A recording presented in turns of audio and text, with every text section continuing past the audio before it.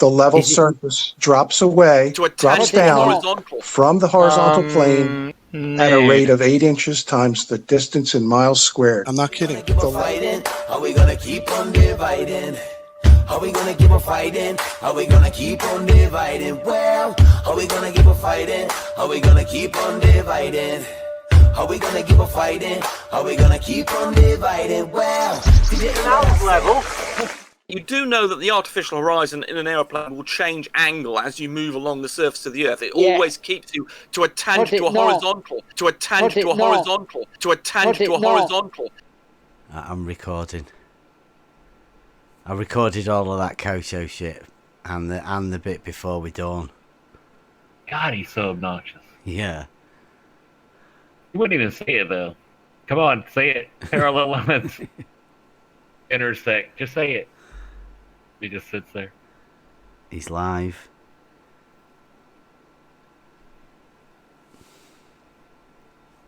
I mean, I don't know where you come up with that at. Like, I was always taught parallel lines don't never converge. That's the definition of them, Jeremy. He's actually redefining. It's like redefining a straight line into a curve. That's basically what they're doing. Yeah, it's like calling red blue. Blue is red. You know, it's not the same thing. What's up, guys? Hey, what's up, Brendan? Hey. Hey, dude. See, we got a good crowd in already. Bev, what's up? What up? Cleary. Yo. Gadget Inspector. Jeremy.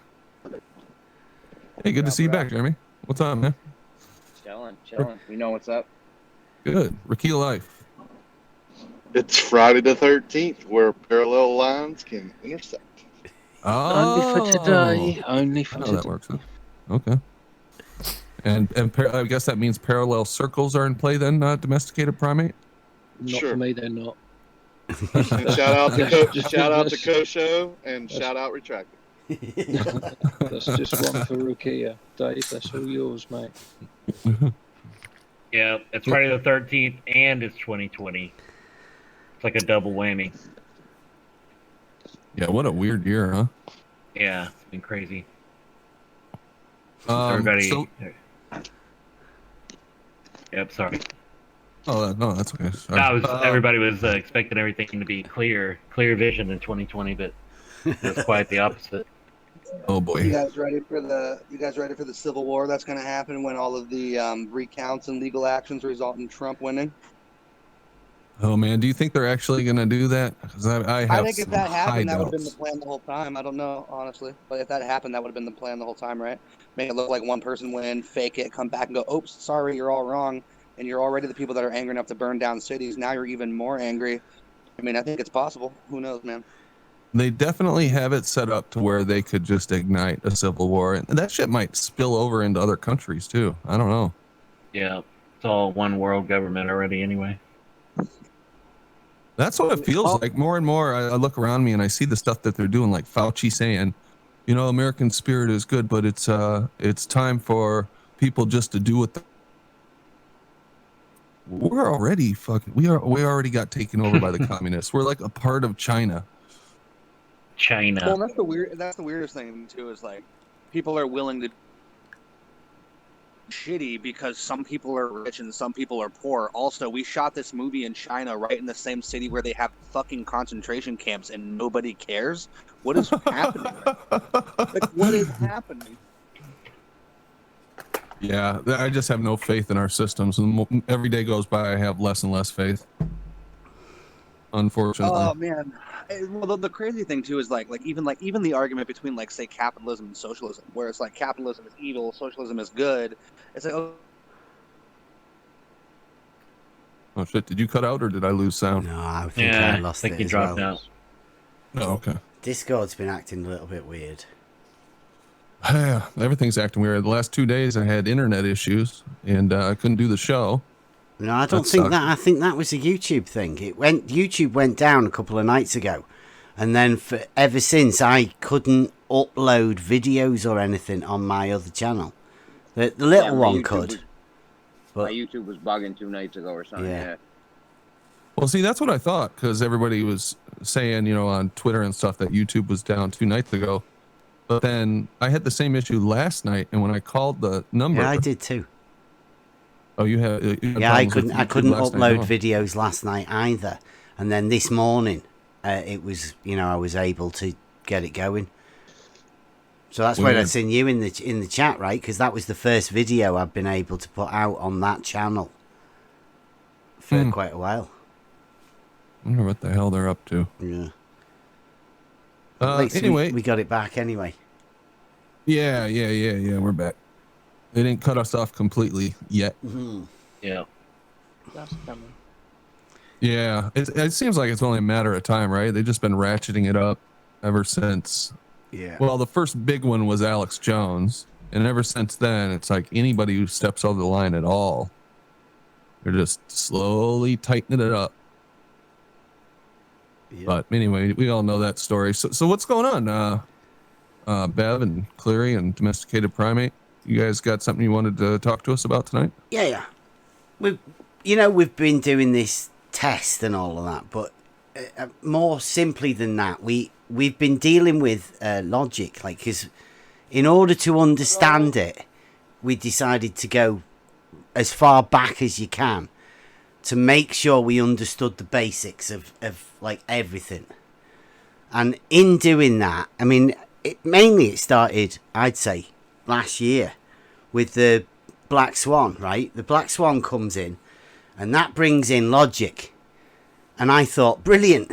It's gonna get people thinking logically, and tagging it on, and it'll just snowball, and it'll work brilliantly. But QE didn't do it properly. He didn't simplify it to the best of like a logical statement should be. He left it open ended, which left the optics in the play for the argument, rather than the logical argument that it should have been. So that got us talking about the logic, and from the logic, you start developing logical arguments that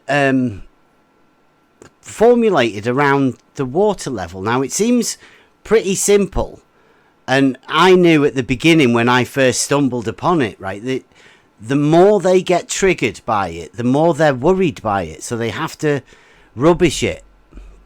So that's worth looking into it within itself.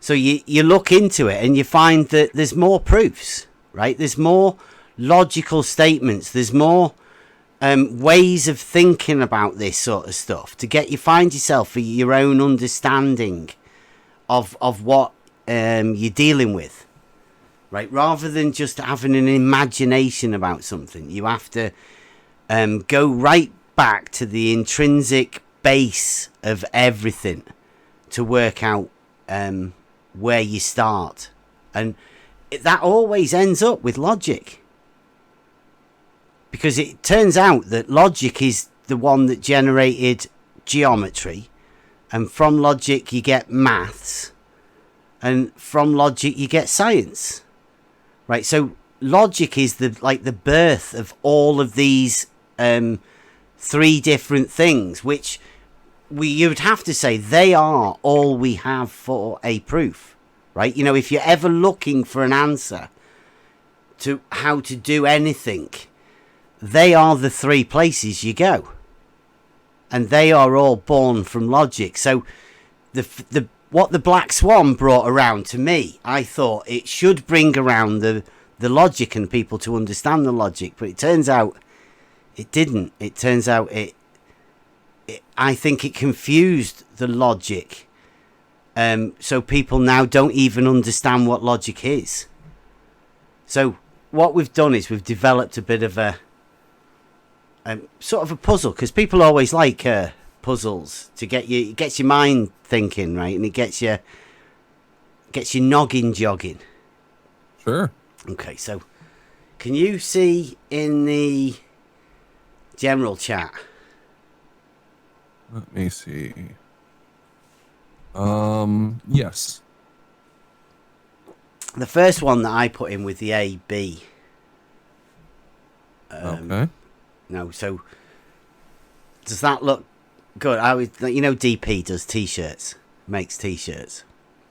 Oh yeah. I'll pop that link in the chat again for these guys. Yeah. So I was thinking, I like these things that make you think, but I mean, can you? It looks good, that, doesn't it? I mean, that's mine.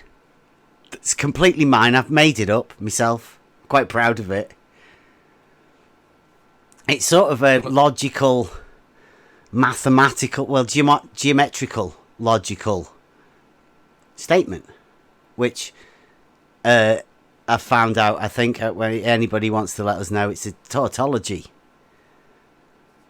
Which means read it for us. Or are you getting to that part? Yeah.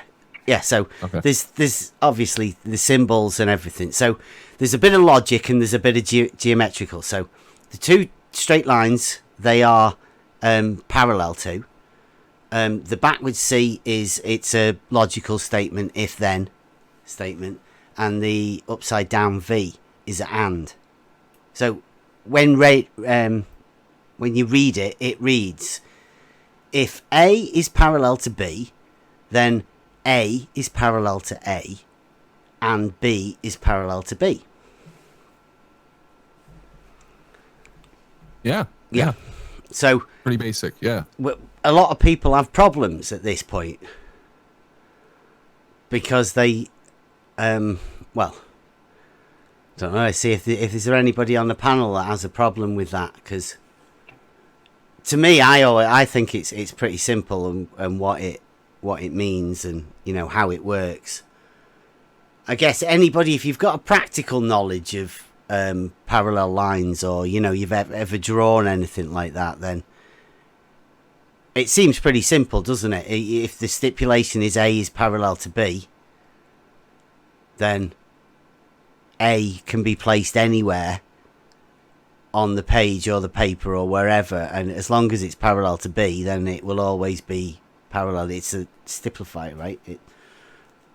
Right. If there's two lines that are parallel, if there's another line, I guess you could say, that's parallel to one of those lines, they're all parallel. Yeah.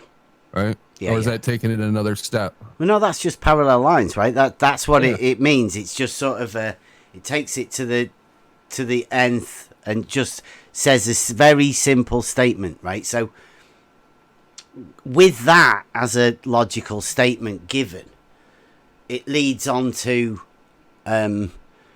like, how would you use that, and what that is a logical statement, but it's also a geometrical statement, right? It can be proved true because it just is, like it you can know within yourself that it's true. Have we got another one with the next part of it? So like along that theory of the way of doing the have you got it there, DP? The second part? Yeah, just having a report now. Because I've got it on a t-shirt, but Hang on, bear with me a sec. And it obviously, can you see any problems anybody might have with this at the minute? Because it's just a simple geometric truth statement, right? No, I think this is, no one, who's going to argue with this? Well, I just can't see how you could argue with this possibly. Yeah. You can see that people would, or can you not see it yet? No, I can't see it yet. Okay. Like Toady UK in the chat is saying it's essentially like 1 equals 1. Yeah. It's a very simple, very, very simple fact, and you can't really falsify it. It's not possible to falsify it. So, along the theory of symbols and logical and mathematical symbols, you see that one that DP's just put in? Yeah, just brought it up. Here, I'm not sharing my screen with you guys. Here, let me do that. Underneath it. Yeah, it's up. Right, okay, so that one is it's got the A. If A is parallel to B, then A is parallel to A and B is parallel to B. You see that one underneath that? Yep. Right, see those 3 lines? We play a guessing game. You can know what the parallel, right? So those 3 lines, what do you reckon that might be? I'll give you a clue. It's a mathematical symbol. not three logical. lines. Yeah. Okay. Shoot, no idea. 3 parallel lines? Yeah. It's like it equals with another line on the top of it. Yeah. I don't know. Maybe horizontal? Well, yeah. Wow. Brilliant. three parallel lines, right? So you've got horizontal is parallel to, and what do you reckon that last one is? Because we had to make that one up. There isn't actually a mathematical or logical sign for that. But there is, if you look in the definition for horizontal, you'll find it. It's horizontal is parallel to the horizon. Oh, to the horizon, yeah. Therefore, then if horizontal is parallel to the horizon, which it is defined as, then horizontal is parallel to horizontal. Okay, so if horizontal is parallel to the horizon, yeah, you've got 2 lines that are horizontal, so that'd be like A and B. Yeah. If you had another line that was parallel to the horizontal, yeah, or to the horizon, then obviously they're all going to be parallel. It would be another horizontal line. Like all horizontal lines are parallel, it would seem, wouldn't it, from that logical statement? And yeah, I would say so. Yeah. So horizontal lines don't intersect logically. No, not on how we defined it for sure. Euclid, Right. How Euclid defined it, and how we discussed last time for sure. So, and not in reality in all of my experience. Yeah, nice little simple. See, that's what I was hoping that the logic discussion would have brought around, like a nice little logical way of getting your mind thinking about something that you perhaps haven't thought, or even prepared your mind for thinking in such a simple way. Right, the logic takes you down a step and gives you a conclusion at the end of it, and you gain something from it, and then you use that logic and you build upon it to give you a realistic everyday sort of thing, and you apply the logic to that, and then you come up with a conclusion at the end of it. And now we've all come to a nice little happy conclusion that horizontal lines are parallel to each other, all of them, with no way they could possibly intersect, unless you want to sort of explain some illogical thought process. No, I would say if you can prove that 2 lines are parallel to each other, or they're both parallel to the same parallel line, then it's hard to argue with, right? Yeah. Have you looked up any definitions of horizontal? In fact, if you put horizontal mathematics in the horizontal mathematics, okay. Yeah, just to get a reference to see what it says. Well, where does the word horizon come from? It's horizontal. That has to be that. No? Yeah. Well, I'd go even further than that. I would say hello, everybody, by the way. All right. Everybody's understanding of horizontal comes from what the water does. The water gives you that. It's a balance. So I'd say that horizontal comes from the horizon also, but that comes, the horizon is a flat level thing because the water dictates that as it's horizontal. That's probably that's probably a Greek word for something like stable, is it? I have to look that one up. Yeah, it's equal. It's a balance. It's even, equal, balance, level. It is a Greek word, by the way. What's it mean? Straight? Steady? One of the meaning is kyklos, which means circle. That's horizon. Yeah, horizon. Yeah. Say that again. One of the words is what? Kyklos? Kyklos, yeah. And that means circle? Circle, yeah. Yeah. It's because you can turn around. It's always around you. Ah, yeah, there you go. Okay. Yeah, surely you've heard that one. The horizon's curved because I can turn round through 360 degrees. I've heard that one loads of times. I haven't heard anybody put it quite that way, but I have heard, well, it looks flat because it's a circle. Yeah. I've heard that one a few times. Yeah, okay. So I brought up the horizontal. Did you want to take a look at the definitions, or? Well, they'll all say something to do with parallel to the plane of the horizon, I would imagine. Yeah, I'd love to see that, Randy. All right, yeah, let me bring that up. This is... okay, Merriam-Webster. Where is it? Mathematics. Horizontal mathematics. Here's a link for something called horizontal mathematics. And it's some weird page. Okay.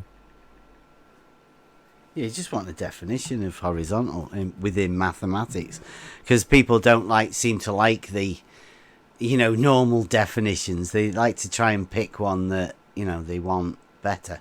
I mean, we did have somebody over in the other day, ICQ, that he did bend a horizontal. He did bend horizontal, which was quite impressive. He bent straight lines as well. Yeah, but it's not horizontal if you bend it. Yeah, well, it has to be. We've just had Kosho with parallel lines intersecting, which is fantastic again. This one even shows the horizon, horizontal. Yeah.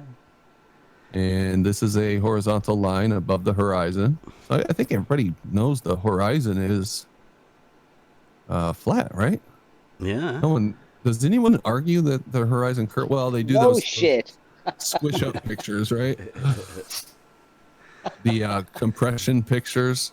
We've got a couple of people who like to do that. It sorts the horizon right as well, because everybody knows that horizontal is definitely a straight line.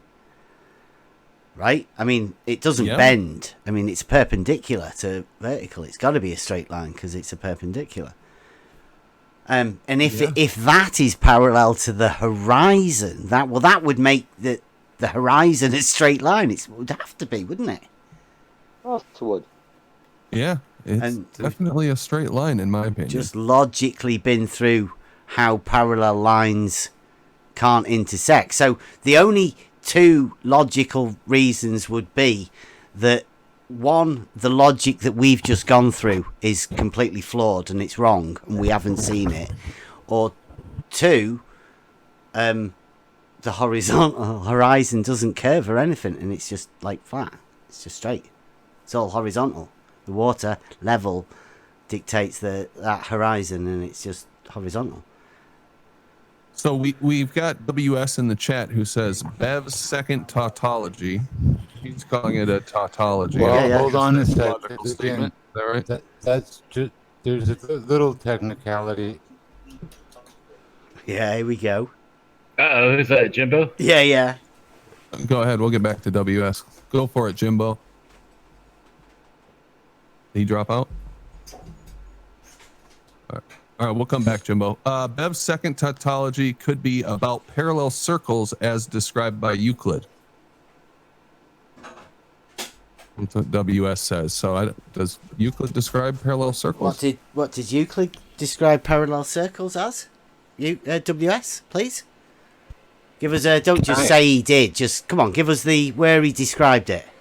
Definition, please. If I may, as far as parallel line goes, in math and actual, physics, we have satellite dishes, they call them paraboloids. And yes, stress paraboloids do have lines that intersect. Yeah, lines that intersect are called lines that intersect. We have what we call hyperbolic math for hyperparabolics. Who's we? Well, mathematics. It's out there for you if you want it. So, I can understand when you say parallel lines don't intersect. This is true for parallel lines like railroad tracks, etc. But If you take the curve and extend it, then that curve will form like an ice cream cone and a tip at some point. It's called the stress paraboloid, and it's considered parallel, but a curving parallel. You know, I can't help it. I didn't invent it, but there's a whole math for these curving parallel lines. Jimbo, we've heard of curved parallel lines. The point is, they do not intersect. And planes, if they're described as a plane and parallel, then it's a plane, not a curve, Jimbo. At all. It's a plane. He's diverting to another absolute thing and shape and line, and it has nothing to do with the definition of like parallelogram, two railroad tracks, etc. You think parallel lines intersect, Jimbo? Pardon me? Do you think that parallel lines intersect? Never. Okay. Then what are you talking about? Yeah. Never. Another one that agrees. Thank you very much, Jimbo. Well done. Hyperparabolic mass. It's it's about parallel lines that do in fact intersect because of their parallel lines that do intersect now. Yes, they're curved, if you will. I didn't fucking invent it. Like I say, I'm not going to fucking argue with it. Oh, Jimbo. Careful, Jimbo. Come on. Parabolic curve is. Somebody's triggered. Math for it. Has nothing to do with two parallel lines.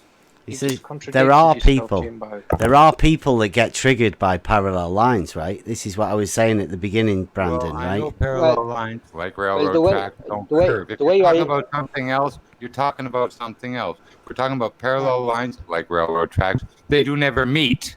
I'm fucking fine with that. Wow. But parallel lines never meet because it's not exactly true. Totally. Why are you arguing with us then? Jimbo, you're losing your shit a little bit. I think we, Jimbo, calm down a bit there. Can I just say something there, Brandon? Now, language is as old as science, okay? So where the fuck do we get horizontal and horizon from? You know what I mean? So there must be something going on there. The word came out at the same time as science, years and years ago, from the Greek times. So they were saying it was flat, was it? Could be horizon is from Horus. Mic check. What's going on, everybody? I'm sure there's a story about where the word came from. I'm going to see if I can find it. Horizontal Online Etymology Dictionary. It's the sun, isn't it? Horus and the sun, it's before the sun god. 1550. It must be before 1550. Well, ironically, relating to or near the horizon, from French horizontal, from Latin horizontem, meaning flat, parallel to the horizon. There you go, from the Brandon. 1630s. Mm-hmm. Yeah, so why do we call it horizon? Like, yeah, why are we arguing with supposed flat earthers about the definition? so of that's the proof. That's horizontal? actually a proof that they believed in flat earth before in the 1500s. They believed in flat earth. Like, the earth was flat. Like, if they come up with these words, you know, the dictionary, you know, that's all invented years and years ago. So, if they actually invented that word horizon, that comes from a Greek word that means flat. So, well, let's see where that came from. Gadget, horizon, late 14th century. Horizon, from Old French horizon. Let me see, from Greek. It's got the Greek, Latin. Bound, limit, divide, separate, from Horos, boundary, landmark, marking stones. The H was restored in English in the 17th century in imitation of Latin. Old English, eager mark for limit of view, horizon. Apparent horizon is distinguished. Listen to this. Why do they have this in here? The apparent horizon is distinguished from the celestial or astronomical horizon. That's a weird thing for such a basic definition here. So what's horizon mean? Limit of view or flat? What do you say? Well, this says limit of view for horizon, but horizontal says that it's horizontal means parallel to the horizon. Yep. And parallel has a very definite mathematical definition. It's within the Euclidean definitions. Yes. You could also think of horizon as separation in the Two straight lines running parallel. Now, one thing these guys are saying, this got posted. They're talking about, Jimbo, you mentioned it, hyperbolic geometry. I think Toady was going on about Euclidean geometry, 2D space, and then so at this point they bring 3D space into it. But how does that change the definitions of? These are base jet definitions, right? For They're all lines, separate. planes. And then ecliptic geometry, I would assume there'd be another name for this stuff, right? Yep. It's hyperbolic is theoretical. Euclidean is actual. Can I give you this as well? Just before we can actually make physical hyperbolic things. If we go, I know, Jimbo. If we go to book 11 of that is solid geometry within Euclid, and definition 8, book 11 says parallel planes are such as do not meet one another though produced. So that's a definition of a parallel plane within the 3D, the solid geometry book of Euclid. So, I mean, again, they don't meet. There's no redefinition. Parallel planes are such as do not meet one another. Doesn't matter how far you produce it, a plane. So, of course, two parallel planes would never meet each other. Mm-hmm. Yeah, absolutely. So they're giving you these. This is interesting because this is what we know and deal with on a daily basis. Is Euclidean geometry, where we have a vertical, which is a plumb bob, and we have a horizontal, which is perpendicular to the plumb bob. And this is how we all know the world. But then they bring the ball into it. And they use the same terminology, but then they say, oh no, actually, see, yes, two parallel lines locally, will never meet. That's true. But on the surface of the Earth, parallel lines do intersect. So it's a redefinition to fit their model. Yeah, but it's just not how true. we know the world. Again, we see this division of our everyday experience, our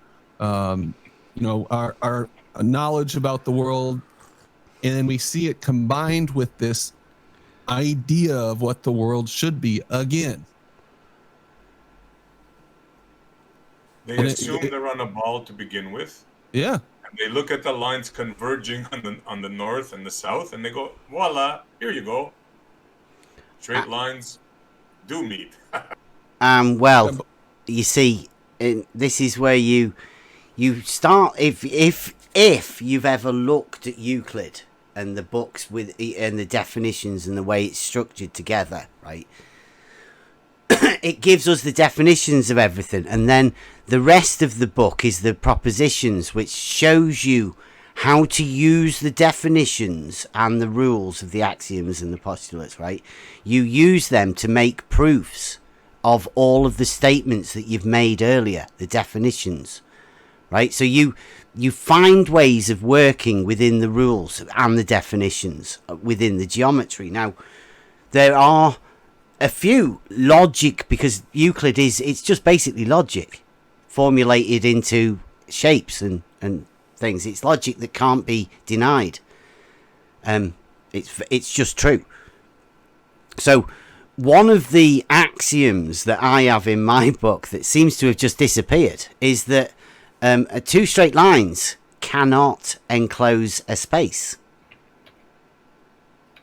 right? And it makes sense, doesn't it? Of course, yeah. No Euclidean plane, that is true. Who said that? I think Andy has joined us. Before we get into that, Andy, let me just say hello to the other people who have joined us so the audience knows they're here. Allie B, what's up, Allie B? Canadian Surveyor. Travis has joined us. Hi, Rockwell. Gently's channel. Kitty Soft Paws. Hi, Kitty Soft Paws. I don't think I've seen you in here before. Hello. And Matrix Media J, I think we heard him. Pebble in the Pond, who's got some stuff for us to look at tonight. Hope you're going to stick around a while. Yeah, well, if I could chill soon, because I got to go to sleep. Yeah, okay. All right. Yeah, let us get through this little thing here, and then we'll get to you. Yep. But awesome. And Andy, so what's up? What are we missing here about parallel lines? Me, Brandon, Gadget Inspector, the most unintelligent guy in flat Earth. I already introduced you, Gadget. You missed it. Ah, shit, yeah. Yeah. I must be flushing the toilet. Oh, and let me say hello to, or thank you to Rob Keen, $5 super chat. Yay for book 11, sub to Bev's channel. And I'll put the link out there for Bev's channel. Shout out to Rob. Good man, Bev. I'm going to subscribe to you. Does this statement make any sense to you guys? Reading and researching Euclidean, any parallel lines to appear to converge have no magnitude. Does that register to you guys what that means? Repeat it one more time, Data, please. Parallel lines appearing to converge have no magnitude. Appearing? Would you be talking optics?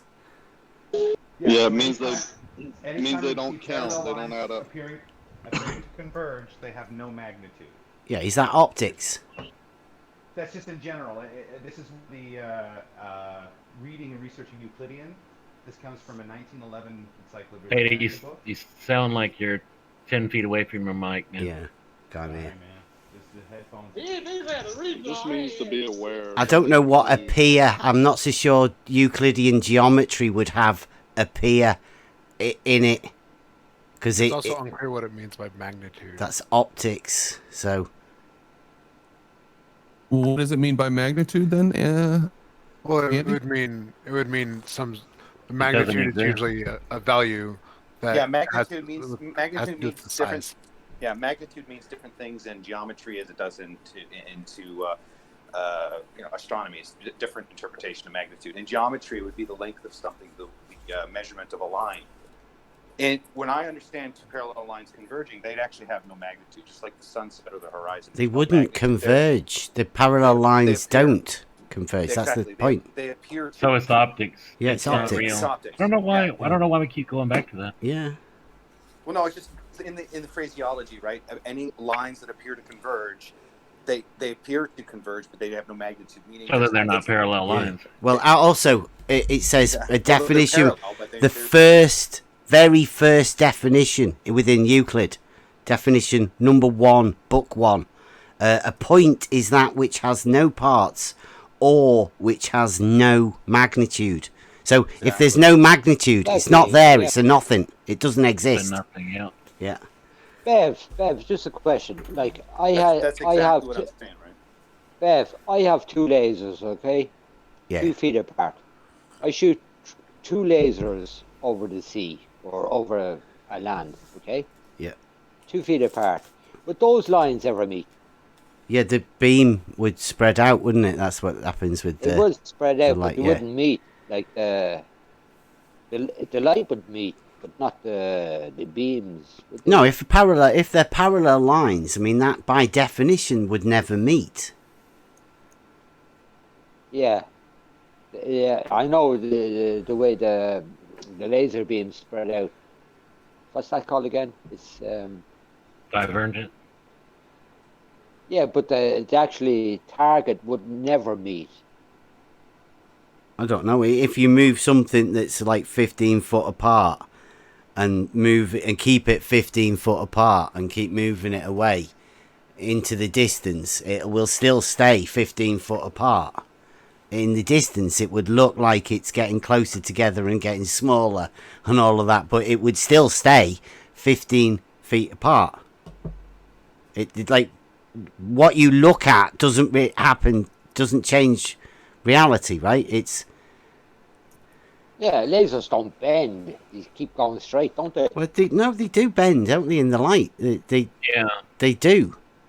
Optics is not always true to geometry. There's optical illusions. There's bending of light. There's angular size reduction. Yeah. This is what we're dealing with here is a logical geometric statement, right? That you if you're trying to falsify it, don't try and falsify it by looking at different things through different things and waving lasers around, right? Try and falsify the logic and the geometry. That is a great point, because we're talking about two different things. Talking about the physical Euclidean world, and then we're talking about the perspective, which is non-Euclidean. So we can really screw ourselves up when we mix the two up, as most of the people here well know. I don't know where you were going with this next, Bev, but people can't even handle the first part. I say this is the first part. I was saying that we see in Euclidean, but because we have perspective, that's where we get the convergence of light, right, through our eyesight. So, right? Yeah, we don't see Euclidean though, do we? We don't. Well, if we see in straight lines and angles, that's what it is. In any physics example you take, light travels in straight lines. Actually, Euclid did an optics. Let me find it for you. I'm just saying that we see in straight lines and angles due to the atmosphere. We're left with light bending through the atmosphere, so to speak, right? And whatever anomalies are along with that, but in general, we see in straight lines and angles. So when I say we see in Euclidean, we just have an aperture of our eye which produces light in a cone shape, right? Which forces light to converge into a focal point, right? So we're going to be subjected to those straight lines and angles bending or refracting into our eye, creating a limitation to the angle, right? But everything around us is straight lines and angles. Even trilateration, just talking about balloon satellites, it's all straight lines and angles. I like Euclid and his optics. Railroad tracks wouldn't converge in Euclidean geometry, though. So we might still see in straight lines. I do think we see in straight lines, by the way. And so I think you're partially right, but maybe I'm misunderstanding. No, that's what it is. Everything is in straight lines and angles, but we have perspective, right? We're going to be subjected to those angles of light passing through a medium, whether it's our eyesight or whether it's going through the air. But generally, the straight lines and straight. I don't know how many times I can say it. So light in the Earth's atmosphere is bending, is it? Like lasers. Well, here's the thing. Snell's law discredits the heliocentric model and light traveling through a vacuum, because we actually calculate for the refraction of light in the atmosphere, right? So light traveling through a vacuum. Where's that? That's the heliocentric model, right? That's where they get the speed of light from and all this other crap, right? So they also claim to have that LIGO. I'm just saying Snell's law debunks the heliocentric model just with that argument of. You say it takes it into account, though. The formulation of Snell's law takes into account of light passing through a medium. Yep. Through a vacuum. No, I'm saying the heliocentric model says that light travels through a vacuum. I'm saying Snell's law debunks the heliocentric model because it calculates for light traveling through an atmosphere. Okay. Hence the vacuum doesn't exist. Yeah, and when you look at it another way, you know the way NASA are apparently bouncing lasers off the moon and back again. How the fuck does that work if light bends? And we're spinning at the same time, and they get an echo back. We're not spinning, and they don't actually do that. If light bends, you can like they're sending lasers up, right, through our atmosphere. Okay, light bends, and then we're spinning at 1,000 miles an hour. Hold on. And the moon is spinning as well. And we're hitting a box. Let me finish. And we're hitting a box on the moon, and it's going back to the same place where it came from. In what, 4 or 5 seconds? And they say light bends. The problem is you've already adopted the heliocentric model. Okay. When you say no, I'm in here to learn. I didn't interrupt you. No, Brandon will tell you. I'm in here to ask questions. Bro, shut up. I was fucking talking. Okay, go on. Okay, yeah, great. Okay, great. Okay, I'm going to try and talk without you interrupting. Okay, so when you say light bends, you've already taken into the world their model. So you've never seen light bend. You've never tested the speed of light. You don't even know if light is a thing that moves. This is all you reaffirming their model. Okay, so you've said, oh, the Earth isn't a ball, which they told you, but then you're going to say, well, light does still move. Light is a thing that's moving, and it does move at this speed, and it does pass through medium. So you're basically just making their world for them. Well, something's making it. Something's making Sorry, young man. Can I stop you there? I never said light bends. I said they say said that it light bend. You bends. said it bend 10 times. You said I light said bend. apparently light bends. Well, something's making I'm a Apparently flat maybe earther. light I know doesn't light bend. doesn't bend. How do you know light? You're talking about it like it's a thing. So that right there, when you separate matter from light as in two distinct different things, you've reaffirmed the heliocentric model because that's what they do. Hang on, can I ask? No way. Hang on. Yes, how did we get? No, I never said light bends. Hello? I said Hang on, apparently Gadget. light All right, bends. let's move on. Go How ahead, did we Chronic. get from horizontal to light? How did we make that jump? Well, because a lot of the time, what they're going to do is they're going to say, visually they're looking. Now, visually looking turns into the path of light in the heliocentric model. Now, if you throw that crap out, okay, then we look in complete direct line of sight. The horizontal is geometric. It's nothing to do with light. Yeah. We're not talking about optics. Let's I don't know stay how with we the got derailed. geometry. Can we stay with the geometry, please? Yeah, hey, I'm all for geometry. Because in geometry, straight lines are going to go straight. But then in the world, they're going to try and make that tangent straight line that you're looking at bend because the path of light. Where did you pull a tangent Sometimes that's very from? important. Where did you pull a tangent from? Yeah, they were something's making it. From your Something's eyes making to it. the object. Well, are you making it their argument for them, or what? No, I'm the one that's stopping it. If you don't have, hold on, look. If you don't have bent light, right? You don't have bent light, then you don't have refraction. Can you don't have refraction, can bendy light If you don't have change a moving- horizontal? It can't. Can it affect the water level? Nope. That's why. Well, that's why we're talking about the actual physical things and the geometry. We're not talking about bendy light or anything because it doesn't affect the level, the water, the horizontal. It doesn't affect geometry or parallel lines. I know this, Beth. Well, that's what we're doing here is we're trying to give people like the basic understanding of the logic that goes behind the geometry that is reality. So let's get the fuck away from bendy light, can we, please? Stop it looking at things like it won't affect what happens with the water level if you look at it from a distance or from a different side or the other side. I mean, that is the point here, right? Because what we get to here, I think we did it the other day. We went through the problems that they have with their model and what happens with the horizontal and their level. And it either goes down or up. In fact, we've had Dawn in there today telling us he was walking up, down. It's the same thing.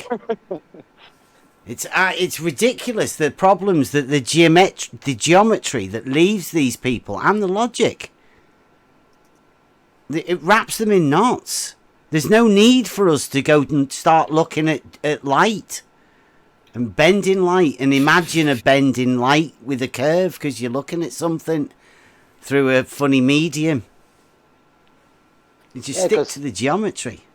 Exactly. Now, I hate to cut this off because we're on a good roll here, but we'll come back to it for sure. So I hope you guys aren't going anywhere. I want to take a few minutes and let Pebble in the Pond, previously known as Pete the Great, present his firsthand observations. So whenever you're ready, Pebble, we'll take a look if you're still there. You still there? Yeah, there we go. Cool. All right, I'll stop sharing my screen and share yours. Now, do you guys remember the, many people will remember it, probably just from this image here. Yeah, it's Rantys time lapse. Yeah. No. This is okay. This is Pebble stuff. Yeah, he did maybe 2-3 weeks ago. He did some observations in this warehouse. Raising the camera, lowering it, opening the door, letting cold air in, and closing the door again, and observing these lights down here, and then looking at the lights on the ceiling and the distance between objects on the ground, because he's got this long, flat surface. Yeah, I remember that. Yeah. Yeah. So this is part 2. So Pebble, I'll let you take it away. All right. So for the first observations, what I had was a light pointing straight at the camera, but now I have these two. They're kind of like reflectors with a LED light under that black, under the black parts of the lights here. So there's a green one that's on the floor, and then there's a pink one that's up higher. Same distance from the camera, both of these. And on this first observation, we see all the way to the end without any visual or atmospheric effects on them. So this image was taken off of the floor. And then the second image, I raised the camera up a little bit.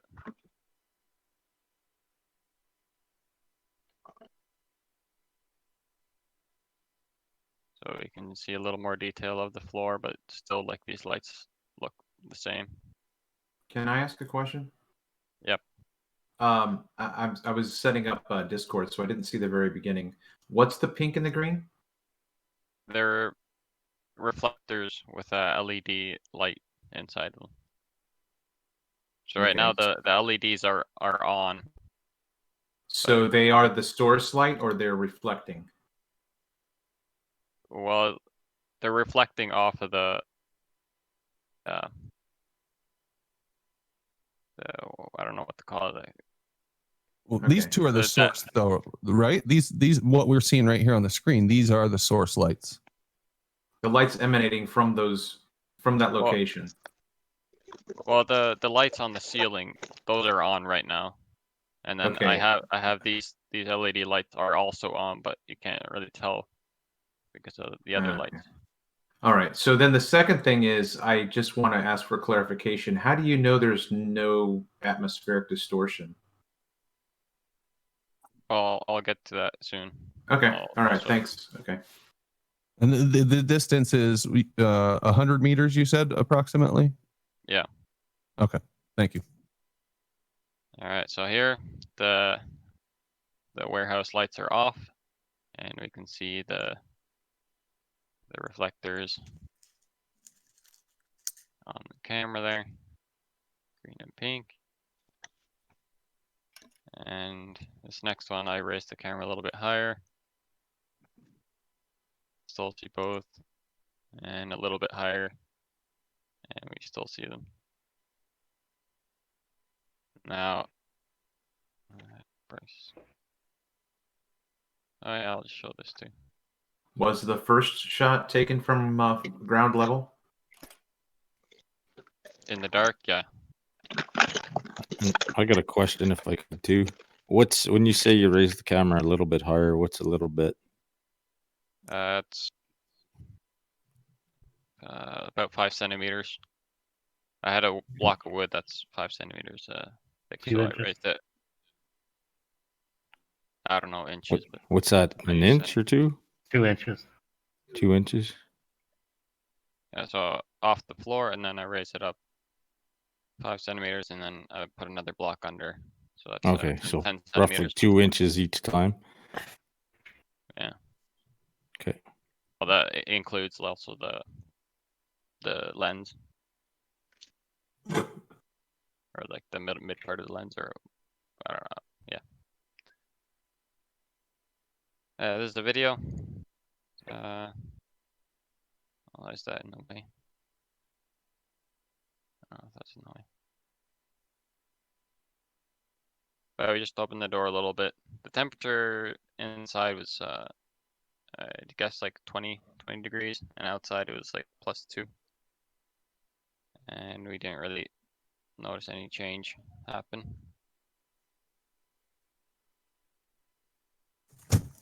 Is this the same video you showed me the other day? I did show this one, but I got another one too.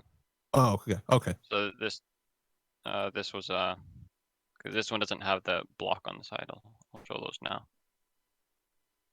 Okay, so here I added this block on the left-hand side here, and same setup. The green one is on the floor, and the pink one's a little bit above. And already we can see there is a mirroring happening here.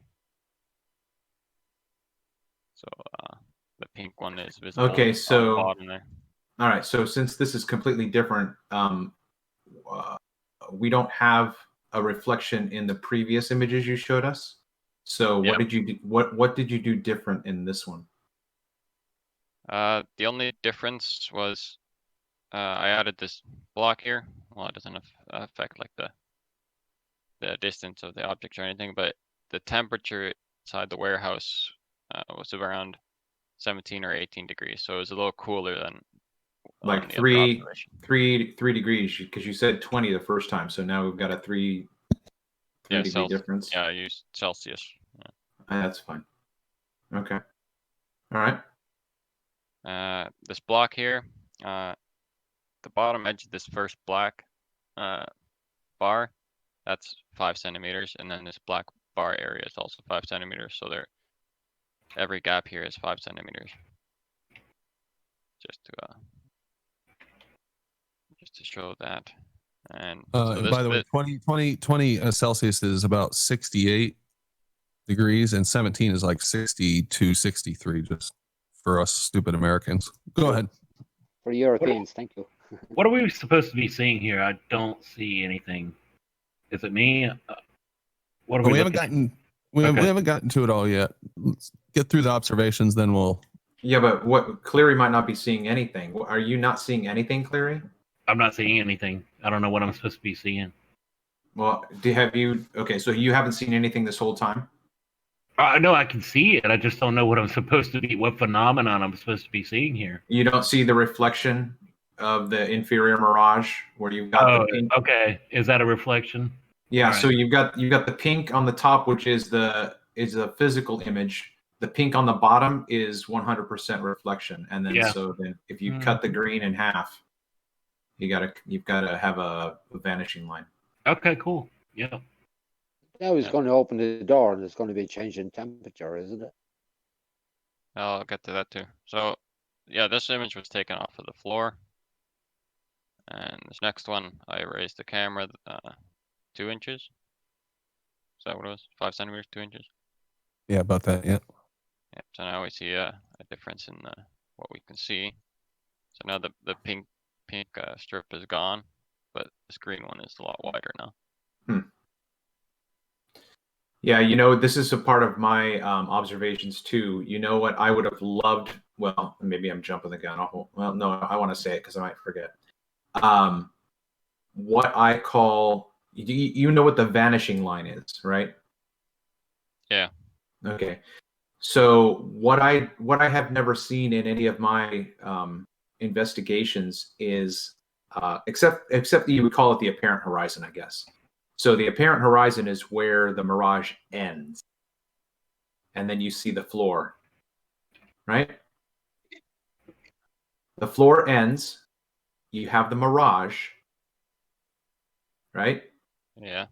So what I would have loved to have had in this is for you to have found out where to mark where the mirage is so that you could understand the distance covered in the mirage, if that makes any sense.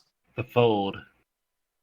Yeah, well, I was actually looking at that earlier before I came on here. So I was looking at the side here.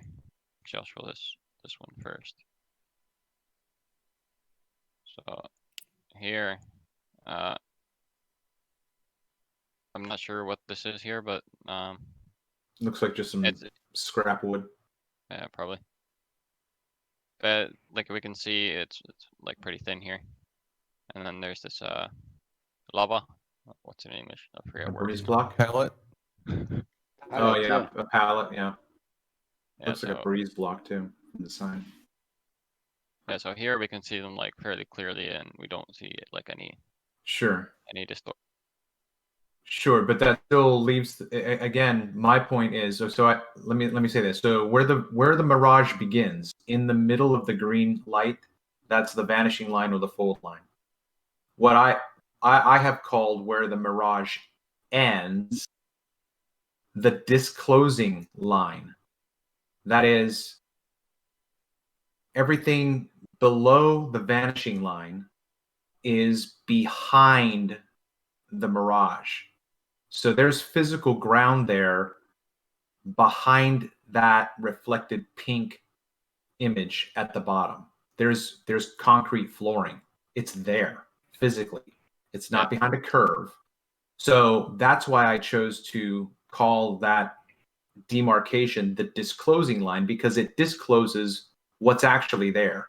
So if you can see from the bottom of the picture all the way up to the mirage where it starts, that the floor continues into the distance. You just can't see it because it's behind the mirage. So again, my point is, I would have loved for you to have had someone else go up there and you say, okay, move this into the mirage so that you can see where it's at, and then you would physically measure where that is from your original observation so that you can see how much distance that mirage is, because the mirage that we're looking at is not vertical. It's not vertical.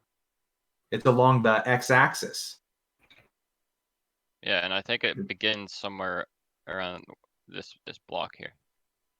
Well, but that's all well and good to say you think, right?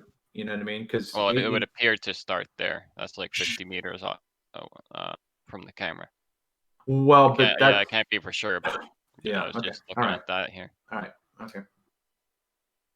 How far is the machine from the garage door where you have your apparatus? This orange machine here? No, he said 100 meters SC. Oh, I'm sorry. You are talking about that. Okay. What, from the door?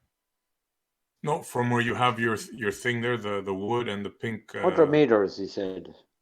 No. Well, these are reflectors. They're about 100 meters from the camera, but this machine is, I think the front end of it is probably around 80 meters away from the camera, and then the gap. Okay, so we have like a 30-meter distance between the wood and the machine and the rack there, because I see a mirroring effect, and I wanna like, see the difference there.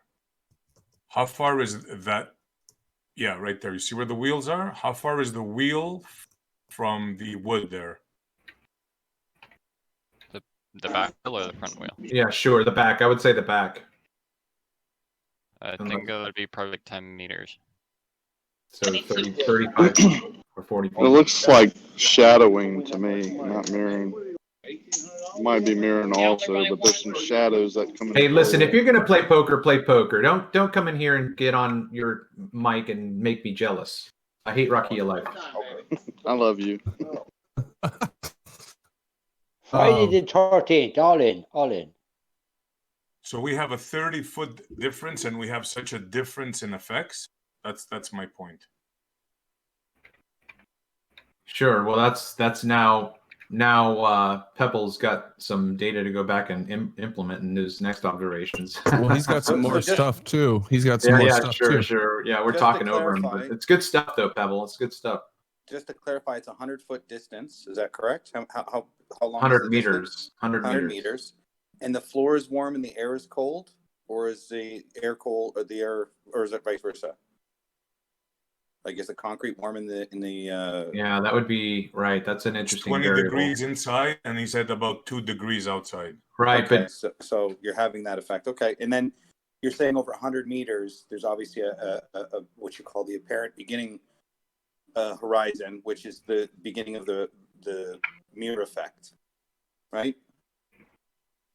That's what I noticed. I noticed where the wheels are there. It seems that's where a mirroring effect is. But somebody said it looks like a shadow, so I'm not so sure. I don't think it's a shadow because when he had lifted it up, I'll get to the video. I'll just show the video. Yeah, I'll yeah, just go through these dark images. So there's just Anyway, what I was just trying to get at is if you could scale it down under the obvious assumption that it's flat, because refraction, you have to have the normal or whatever, and it all works off of these straight pieces, right? So everything has to be straight to kind of get that mirror effect to begin with. So if you could scale it down at 100 meters and then take it to a lake and apply the same effect, you should be able to just scale it up to the lake figures and get the same sort of angle ratio and so forth, right? Because it has to be calculated based on.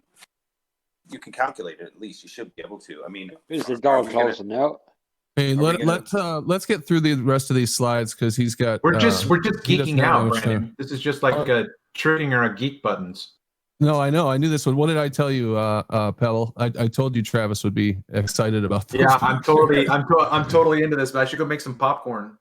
Did you guys see those dark pictures? We're watching the video right now. Did you see those pictures in the dark? Can we go back to those just for a second and then start this video out when people are paying attention? So you still see the reflections here. Notice that? So it might just be it's reflecting off of the sidewalk.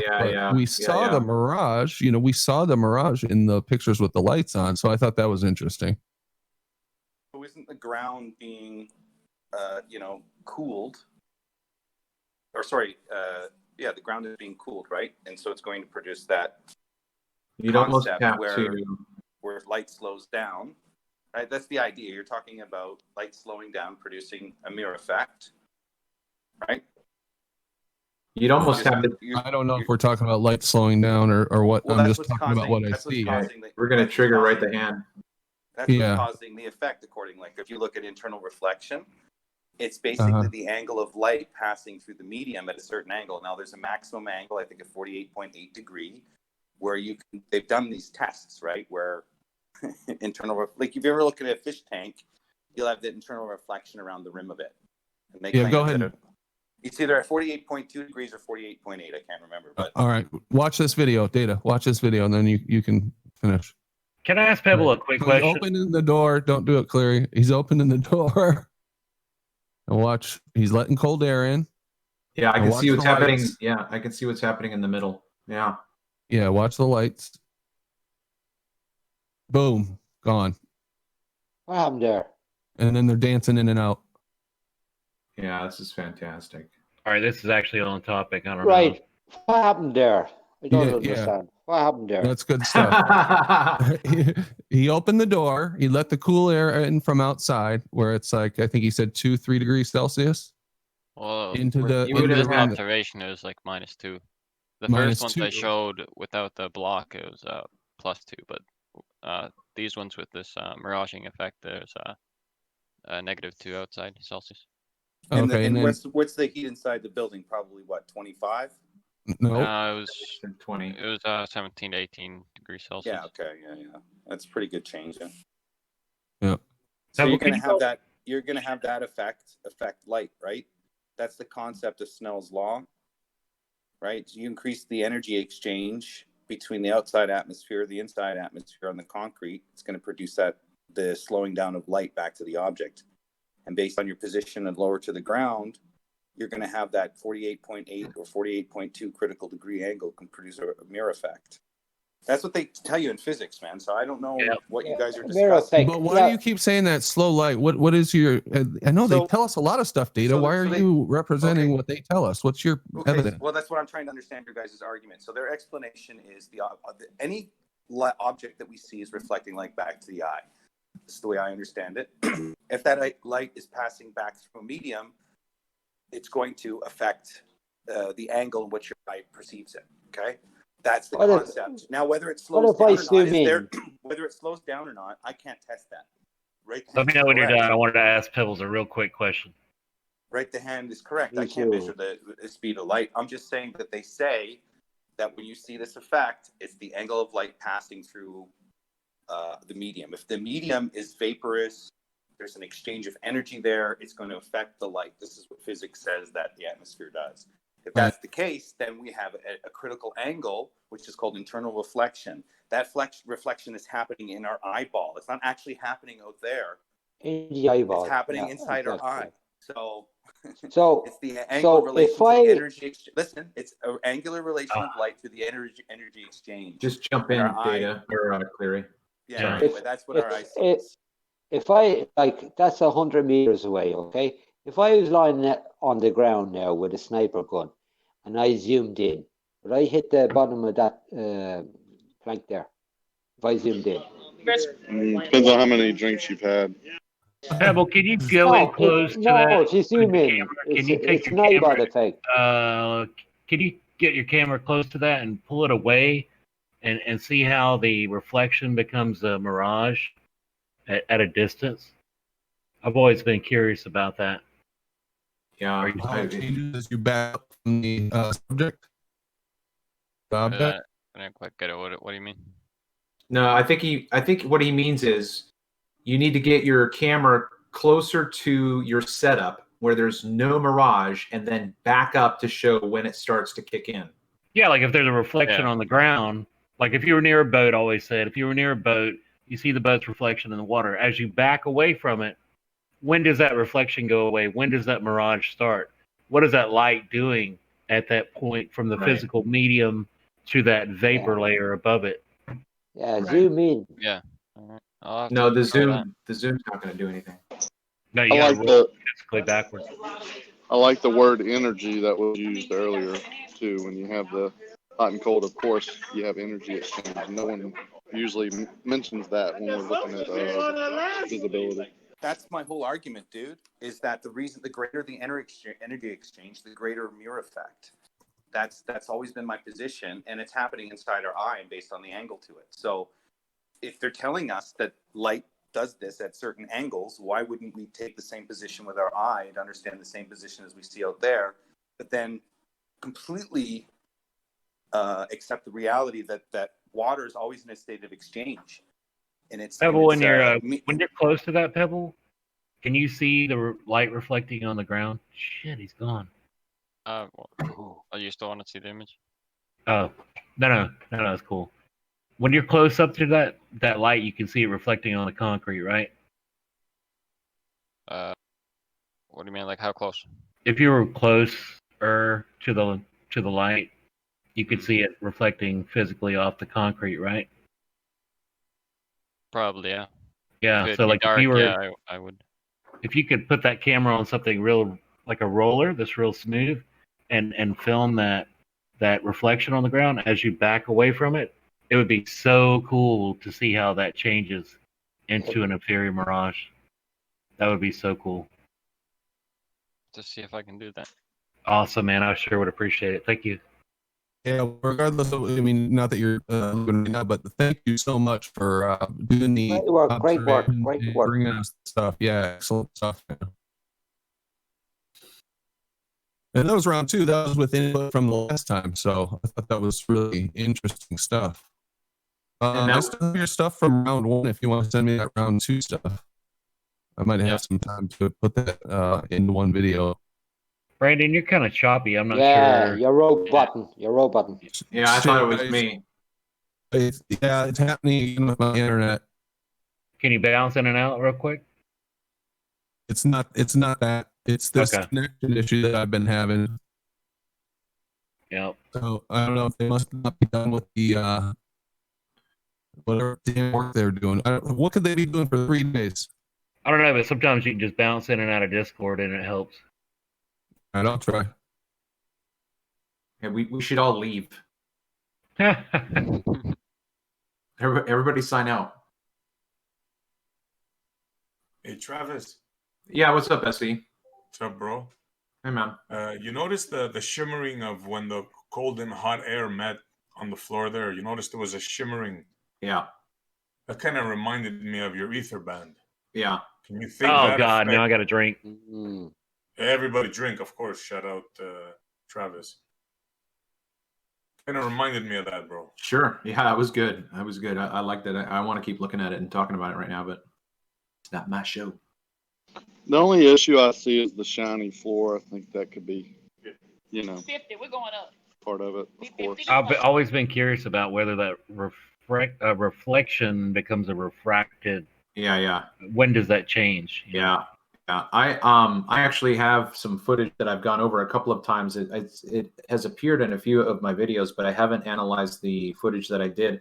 I had a boat out on the Chesapeake Bay, and I was shooting at 15 feet, and then I was shooting at 5.5 feet, and I was going up and down, and I was able to play with that phenomenon a bit, where you could see that the boat was reflecting in the water, and then when I went lower, it was hitting the transition from what I would give to Pete Shea as the reflective water surface. I'll give you that at times, and I'll call that a reflection. Close up, yeah. You know, but at some point, yeah. At some point when I was going, but I couldn't because of the transition from the shoreline up to the walking path. I would actually like to, if you get a chance tomorrow and you want to do a show, I'd like to come and talk to you about that because I have a different theory about that as well. Oh yeah, okay. All right. Another improvement that I was thinking on doing is that because that floor is reflective, so I was thinking if I could minimize the reflectivity with some dark black. All right, replicates water. See if it's it's okay. just the air that's causing the miraging, or is it the combination of the air and the reflection off the floor? It's the light. You don't ever see anything. All you ever see is the light reflecting off of things. Data, you're roboting.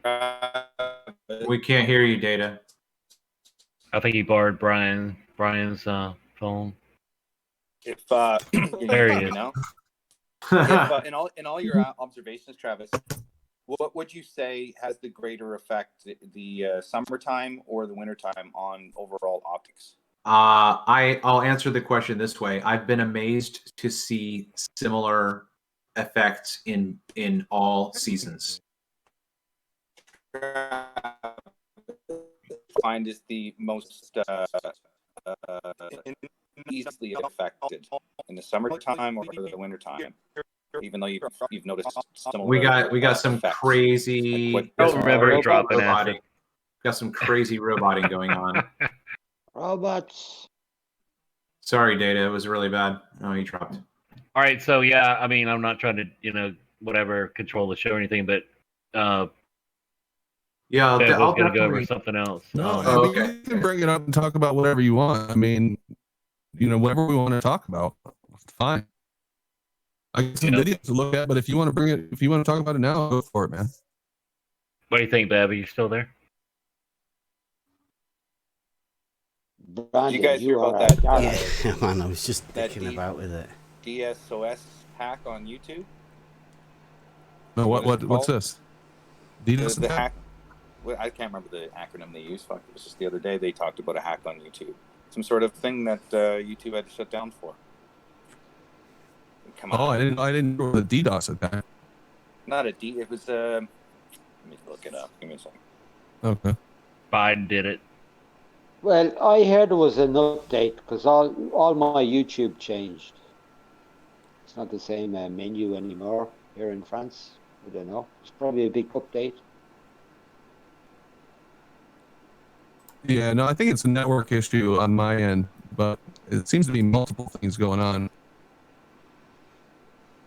You must be in like a lowland or something.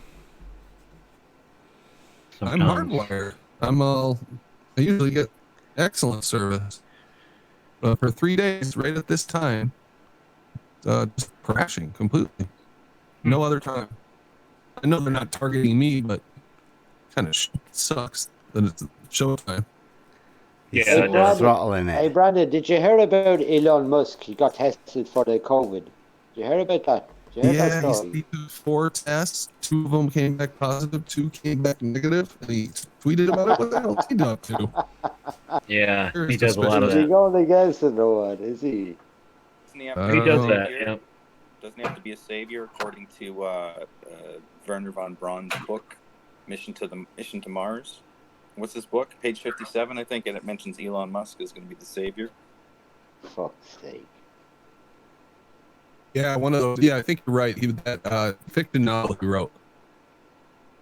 What was it called? I forget the name of the title. But, Mission to Mars or something. I can't remember the name. Mars is in Canada.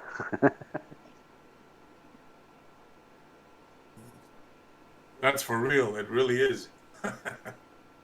Hello, Aaron. How are you? So, back to Bev or what? Or are you going to finish data? Starman just did a flyby. The DDoS cyber attack or something. It happened in 2018 now, whatever, and supposedly again. But they say they updated. Buddy said they updated, so I go with the update. I think after the election, there was a shit ton of internet traffic, maybe? I don't know. Maybe it was the system's been taxed. But I was trying to listen to the show last night, and the internet went off, and I think YouTube was down for 2 hours for me. But then this morning when I got up, all my menus on YouTube here in France, it's all changed. It's all changed. I think when they deleted the 50 million fake voter profiles from the internet, it caused a serious issue.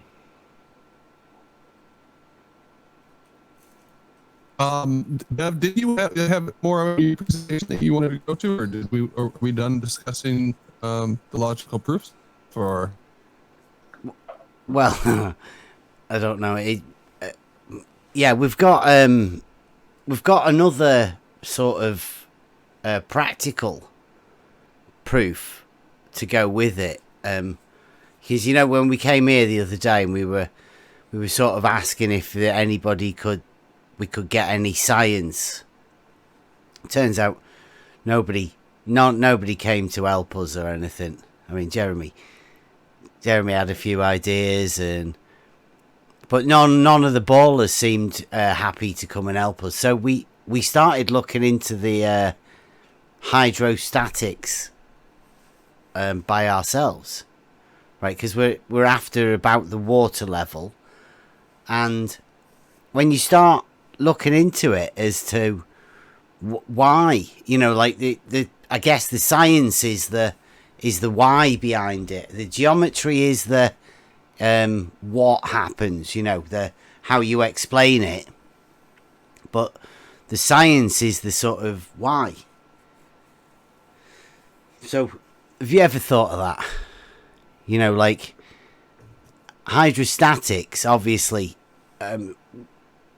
Works on a body of water, and that's how the hydrostatic force is it's like a vertical column of water. Yeah, I'm not sure if too many people are familiar with hydrostatics. I don't know, but has anybody looked into it, or because we're looking into the water level, and some people say it curves, and we've just proved that geometrically, at least, that parallel lines don't intersect, and they are straight lines. The horizontal and the horizon are straight lines, so there's no curvature there at all. I don't think anybody disagrees with that, do they? You wait. Yeah, it's amazing. Yeah, really. But yeah, you wait and see what happens from that, right? So bear that in mind, right? When we go into this, is like, how do we science that? You have to take into account gravity. Really? Yes, absolutely. For hydrostatics. Okay. The weight of the water and the height of the column. Is that what you said, Andy? Essentially, yeah. Okay, cool. Well, where does gravity come into play there? Because I just heard you guys say two different things. Clary said weight is gravity. Weight is always gravity. Oh, weight's not gravity. No, wait. No, it's not. Gravitas. It means weight, yeah. Yeah. But would weight cause pressure, or? Yes, that's how pressure works. Hydrostatic pressure. With weight? Yep. Mm-hmm. Oh, yep. Like causing a vacuum and Yeah, I'm 6 months from getting my mechanical engineering degree. That's absolutely how you calculate hydrostatic pressure. Okay, so you're familiar with dynamic pressure as well, right, Andy? Yeah. Okay, cool. So hydrostatic pressure is measured as a vertical column. Well, you calculate the pressure at any given point based off of the height of the column and the weight of the water, or whatever fluid you're using. Yeah, the density of the fluid and the height of the column. Yep. Measured as a vertical height. Well, you don't care about the density. Doesn't really matter. All that really matters.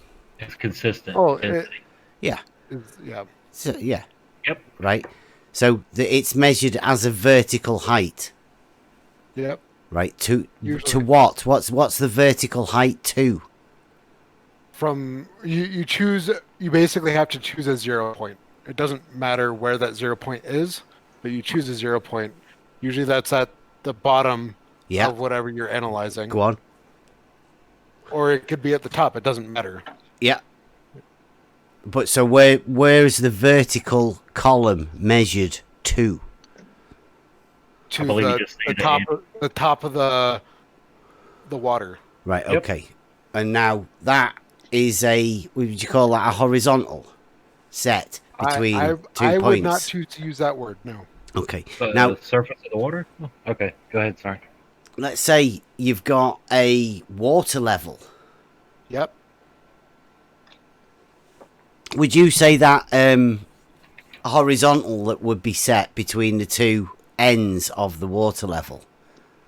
Bev, you tried to convince me that is a horizontal the other day, and you failed to convince me. So, he's just asking you a question. And I wouldn't call it a horizontal, no. Okay, so would you call that a straight line between those 2 points established, that you could draw a straight line across it, and that 0 point in the middle would be the 0 point of the pressure? What you're describing, no. I mean, what you're saying doesn't make any sense. Does it not? Well, we need a whiteboard. Yeah. Do you want me to? Whiteboard, Bev. See that? So in the middle, it doesn't matter. At the top of the water pressure, you're going to be at atmospheric pressure. That's right. Mm-hmm. A 0, absolute. It is not 0 absolute. If it was 0 absolute, the water would boil. No, you're trying to bring absolute it down. Pressure is. Yeah. It is gauge pressure. That's all he's going to give you, Bev. Oh, the 0 on the gauge, right? Yep. Yeah. So there's a 0 point, right? You could call it. Yeah, you could call it 0 gauge pressure. Sure. Okay. Right. So you've got a water level. Can you see that? I don't know whether that's. I see your water level. Yeah. That one, from there to there. Now, make it bigger. It's obviously in here, as well. I mean, let me get it on mine as well. Oh, this is great. Yeah. Well, this is.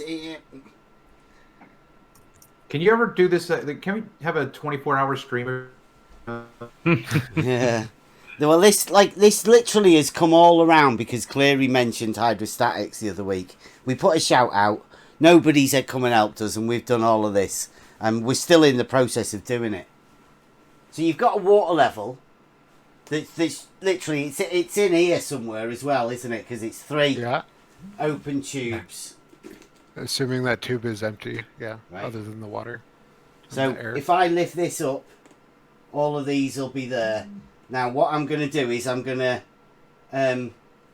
bring it, cap it. Get it here. Right, so it's locked. He just crimped his stream. Crimped it, right? Yep. You can see there that pressure's not changing. That's equal. These are all static because I've crimped this. I'm going to put this on here on the manometer.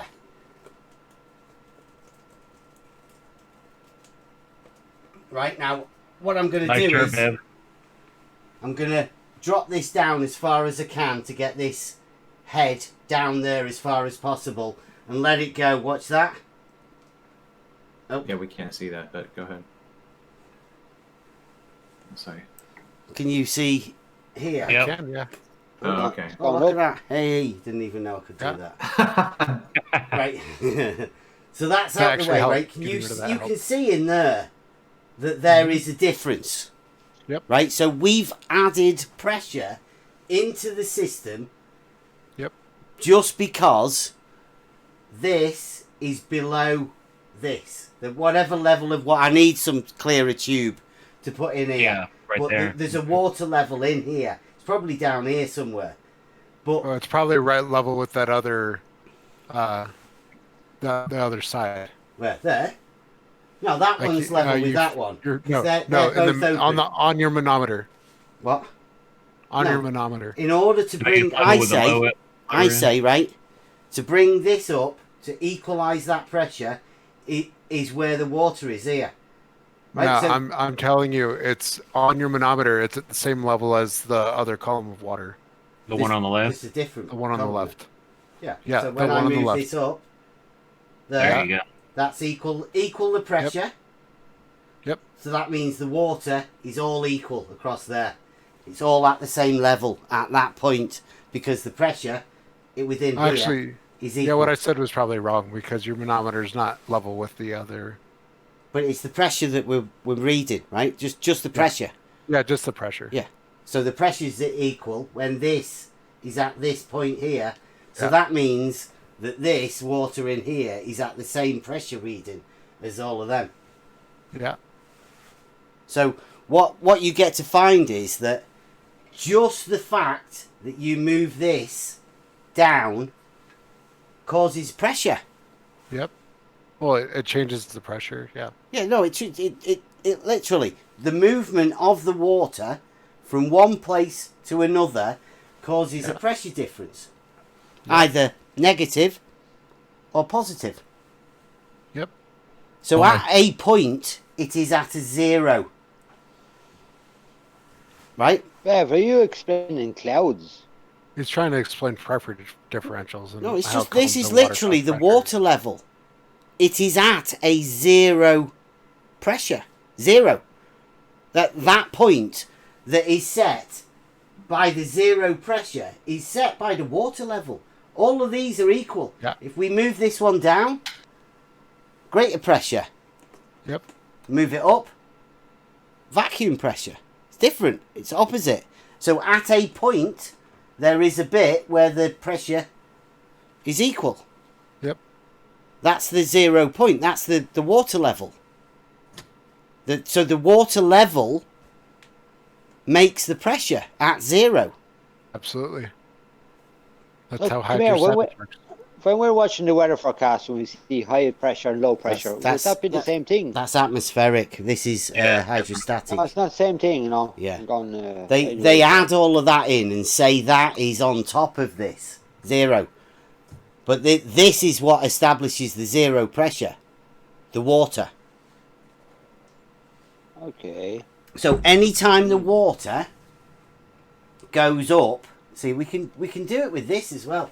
See this? This is another Yeah. pressure gauge. Pressure You see gauge, that? yep. Poof. Right? So what we can do is we can just plug this up.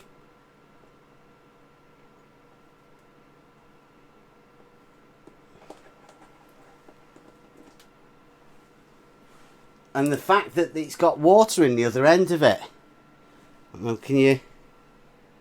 Yeah, you can see it, yeah. You see it moving?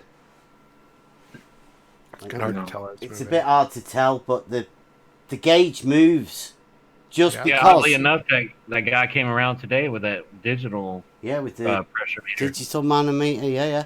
So just by me moving this around, and it's got a tube with water in it, causes a pressure differential, either you're changing the height of negative or positive. Yeah, It's because you're changing the height of the column of water. Yeah. Yep.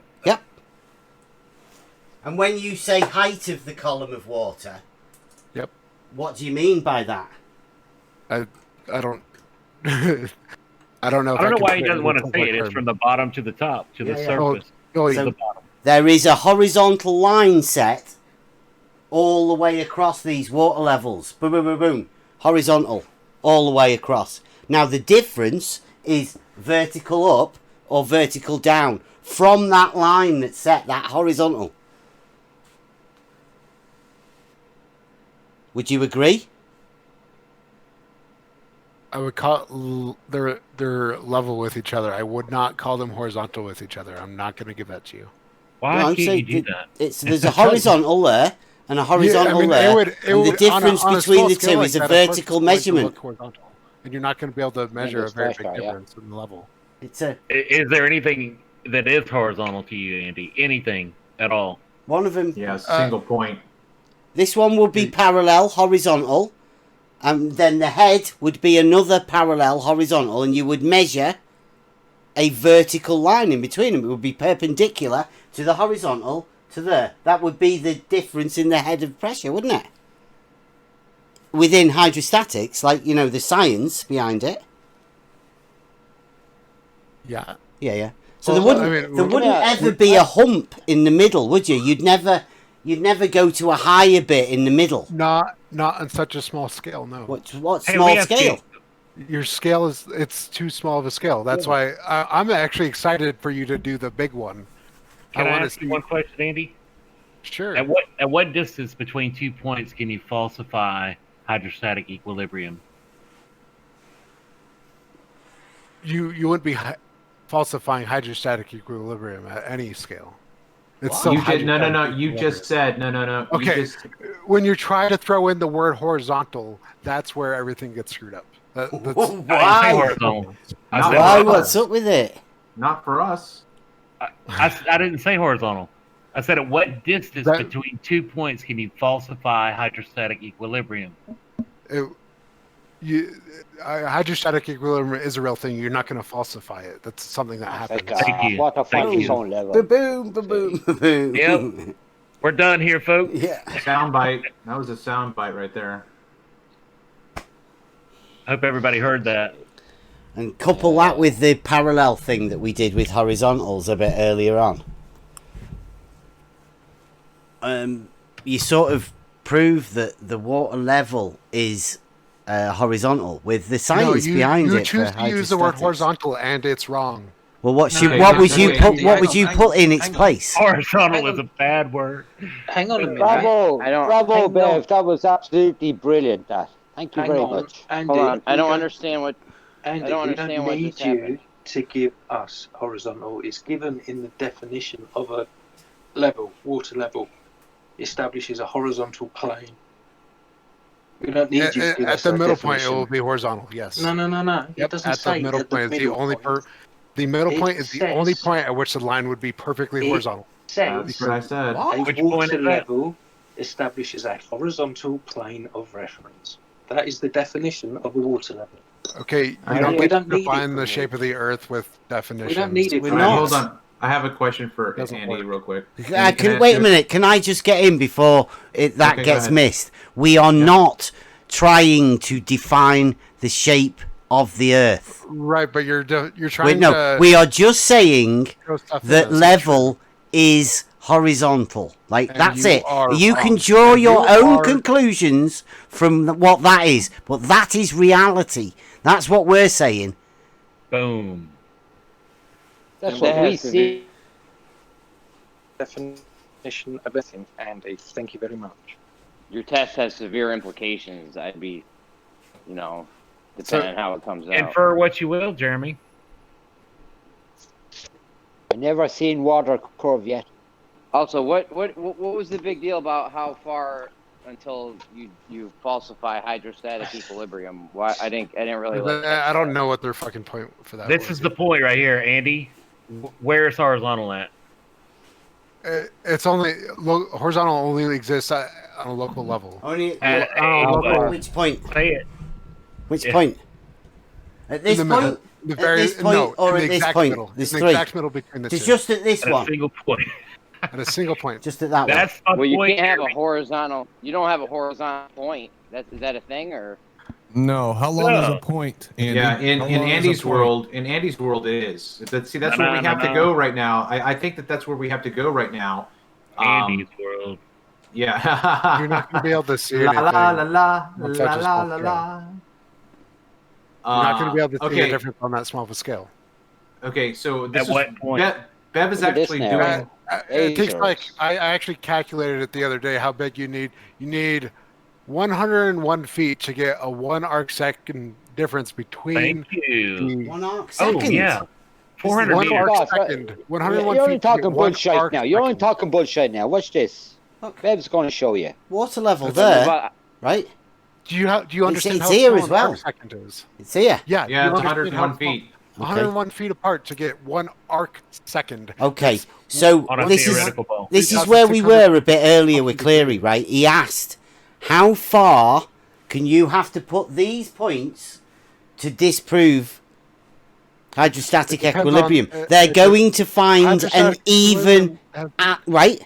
Aren't Let they? Bev talk, please. Let them talk. Let Draw. Bev talk. These He's 2 doing the points video. over a, let's say, how far are we going to go? Let's say 2 miles. Okay? Have you done that? If we get a tube like this, 2 miles long, Yep. this point here will equal out to this point here. The two So ends. You won't be able to shine that laser between the two. I'm not shining a laser between the two. I'm just asking you if the water would equalize out in that tube. Of course it will, because Right, that's how okay. hydrostatic So now works. what would you Right. call All that those equalization? That line that you imagine gets drawn between one point and another point. Do you know what that's called?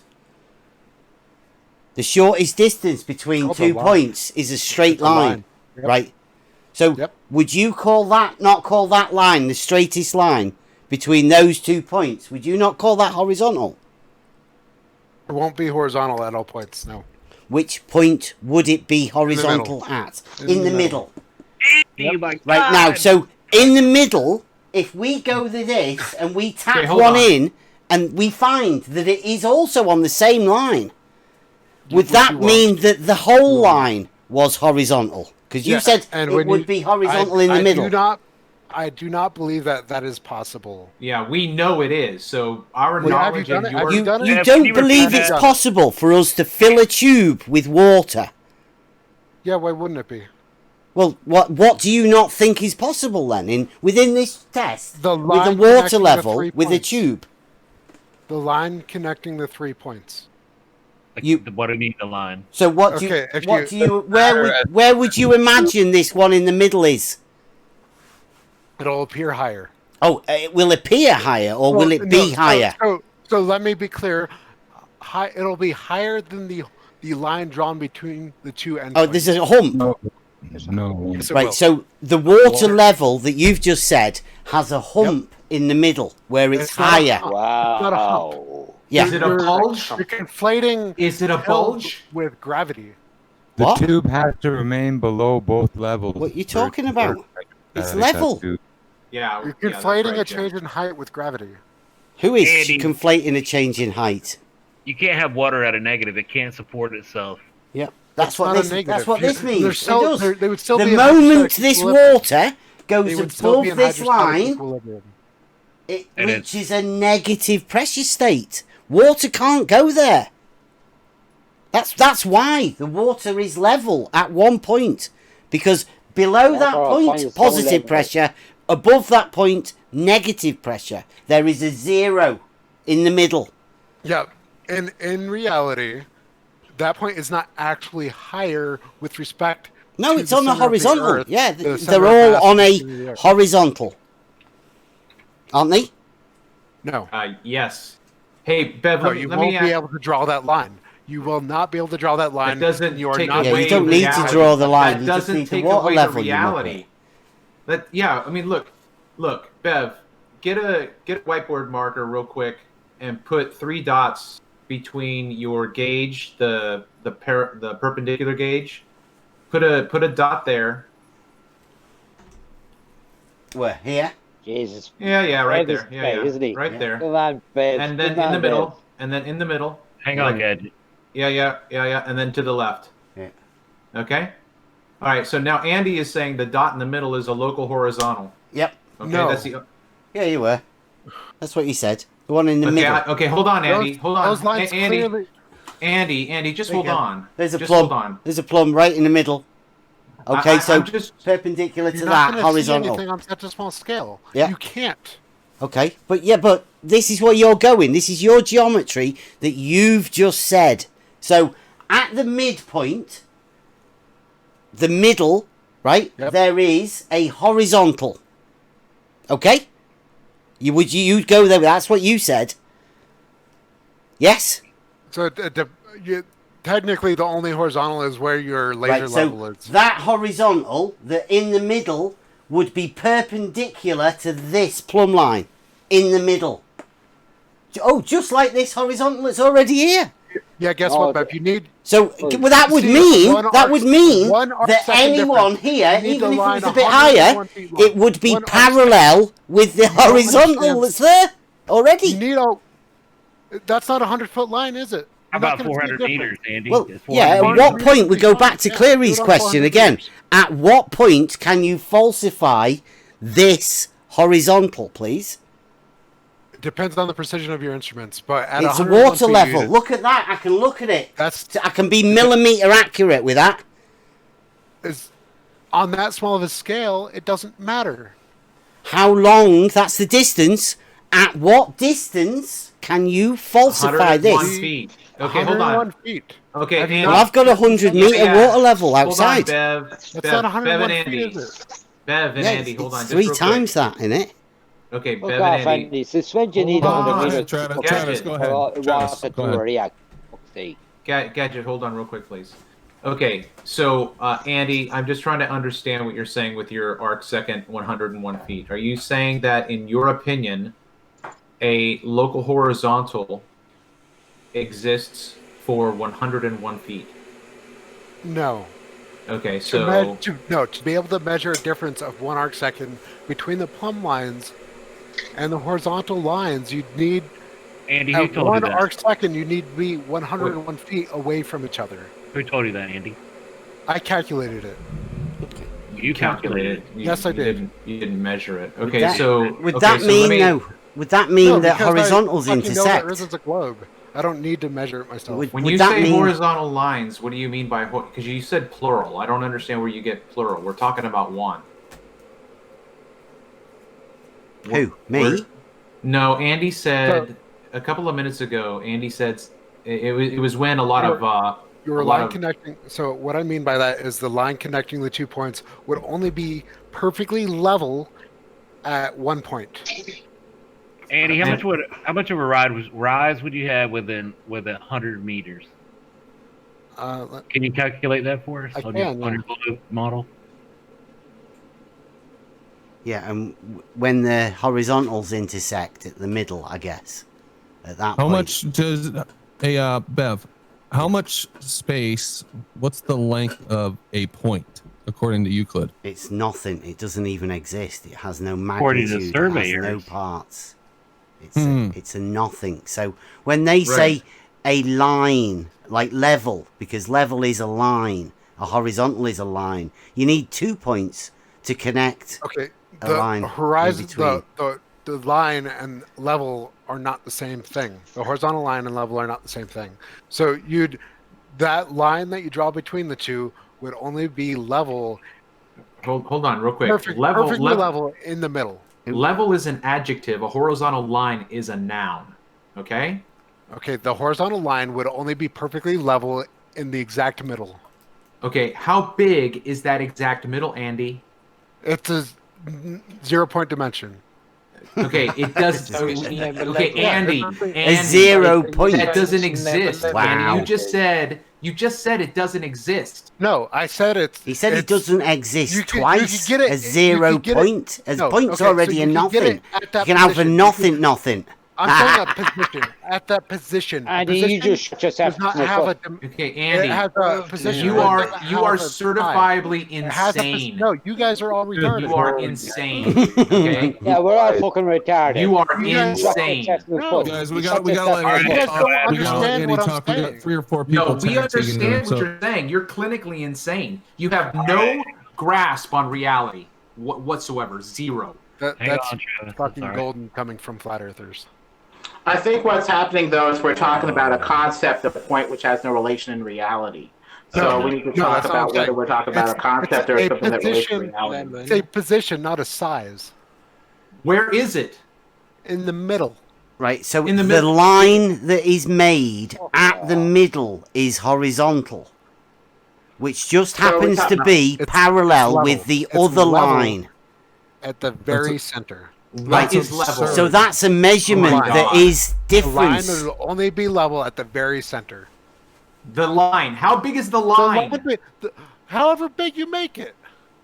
The line is that which has You're no insane, part. dude. However big you make it, okay, let's make it a mile. The line segment between the 2 points on the water level is only level in the middle. Fuck's sake, Andy, what the fuck are you smoking? What are you talking about, man? But the thing is, we're using Euclid's definition of a point, which is that which has no part. So we have equivocation now because we're using a concept which has no relation to reality to try to describe reality. What are you talking about? Position.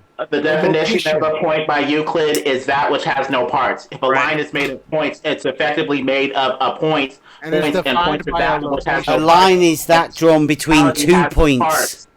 The shortest line. There's the location. The shortest distance It doesn't have a between 2 dimension, points. It has a location.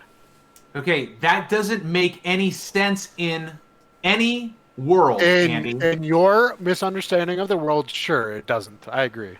So we have equivocation now. No, hold on. You can't Kosho put it in the chat. Shows exactly what I'm talking about. No. Kosho's just been wrecked. Yes, Kosho just drew what I. Kosho's just shown us intersecting parallel lines. Kosho isn't to be trusted. They're not parallel lines. Well, Kosho thinks they are. Parallel lines. Andy, how much curvature, drop, hump are we going to have over 100 meters? If you can calculate that, I sure would appreciate it. Oh, 400 meters. Yeah, 400 meters. Yeah, that'll give you plenty. So the plenty 200 of curvature. 200 meters hump, I guess, in the middle of a 400 meter thing, because that's like small scale, right? That's how we do it. We do it bit by bit. So, Andy, what is it you think that this diagram that Kosho said that you wanted us to bring up tells us? Nothing. Okay, look. It shows you what I'm Wait, trying let him to answer. describe. Let him answer. Yeah, I'm sorry. The only It point shows what, Andy? That line in the middle. You see the line in the middle of the two lines that are sticking out of the circle. This sphere? line? I can't see what you're looking. This vertical right here? Oh, let me share. I'm sorry. Are you talking about a vertical, or are you talking about one of the vertical horizontal yeah. ones? The vertical line. Okay, in the middle, this one right here, then. Can you see it? Yeah, that one. Yes, that one. Okay, what about it? That is the so if that is perfectly in the middle of the other two, the only point where that line crosses the horizontal line crosses the only point at which it is actually level. Level to what? What? It's just a point. Level, as in point can't be level. perpendicular to the plumb line. A point cannot be level. A point is always level. Okay, now listen to what he's doing right now. Right now, he just equivocated level as a point. I'm trying to use your fucking words so you understand. Okay, Andy, settle down. Andy, settle down. Brandon, hold on, something? Gadget. Hold on, Gadget, please. He just said level is a point, and earlier he said horizontal is a point.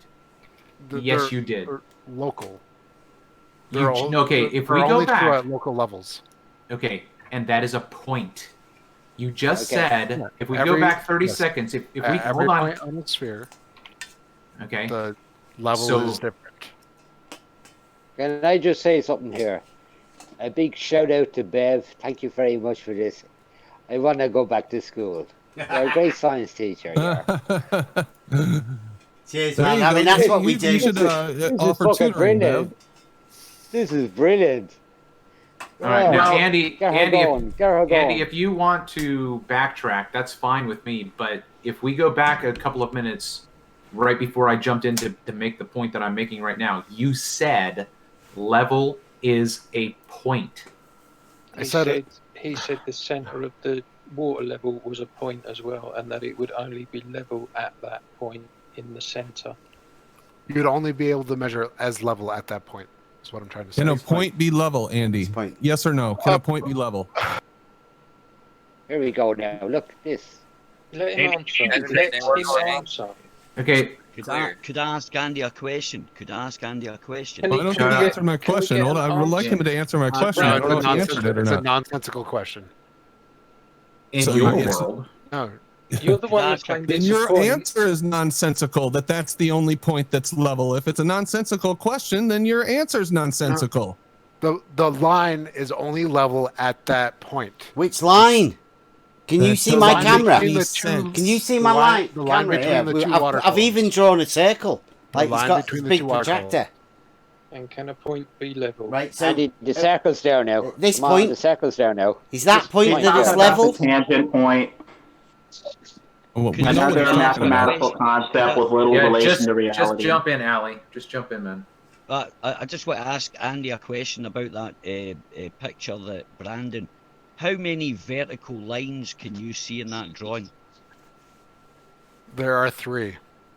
3 verticals. There Yep. you go. That's all. Thanks. Unless you include the red How many one. I didn't see horizontals the are red there? one. All right, hang on. I was trying to show something here. And when you say vertical, you mean Yeah, from, those aren't from vertical. those specific locations, right? Vertical. Based on your location. Absolutely. All right, Bev, go ahead. Kosher, you want to take over for me?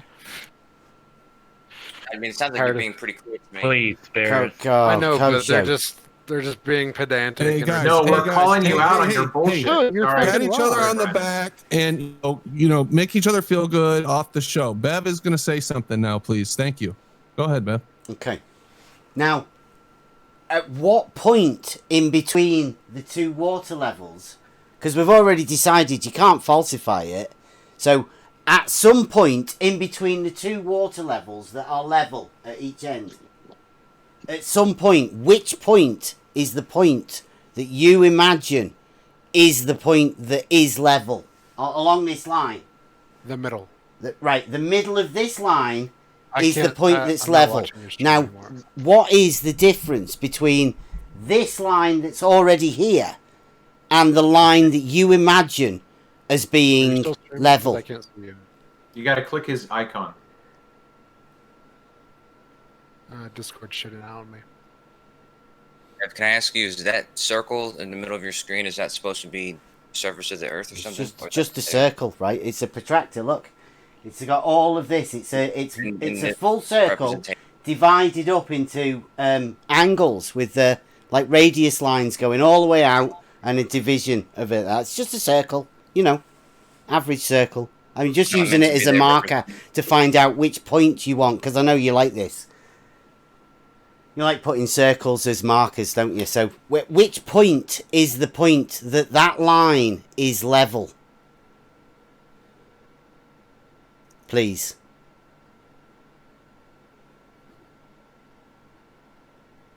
Crickets. I can't see anything. Discord's not working. That's handy. For you.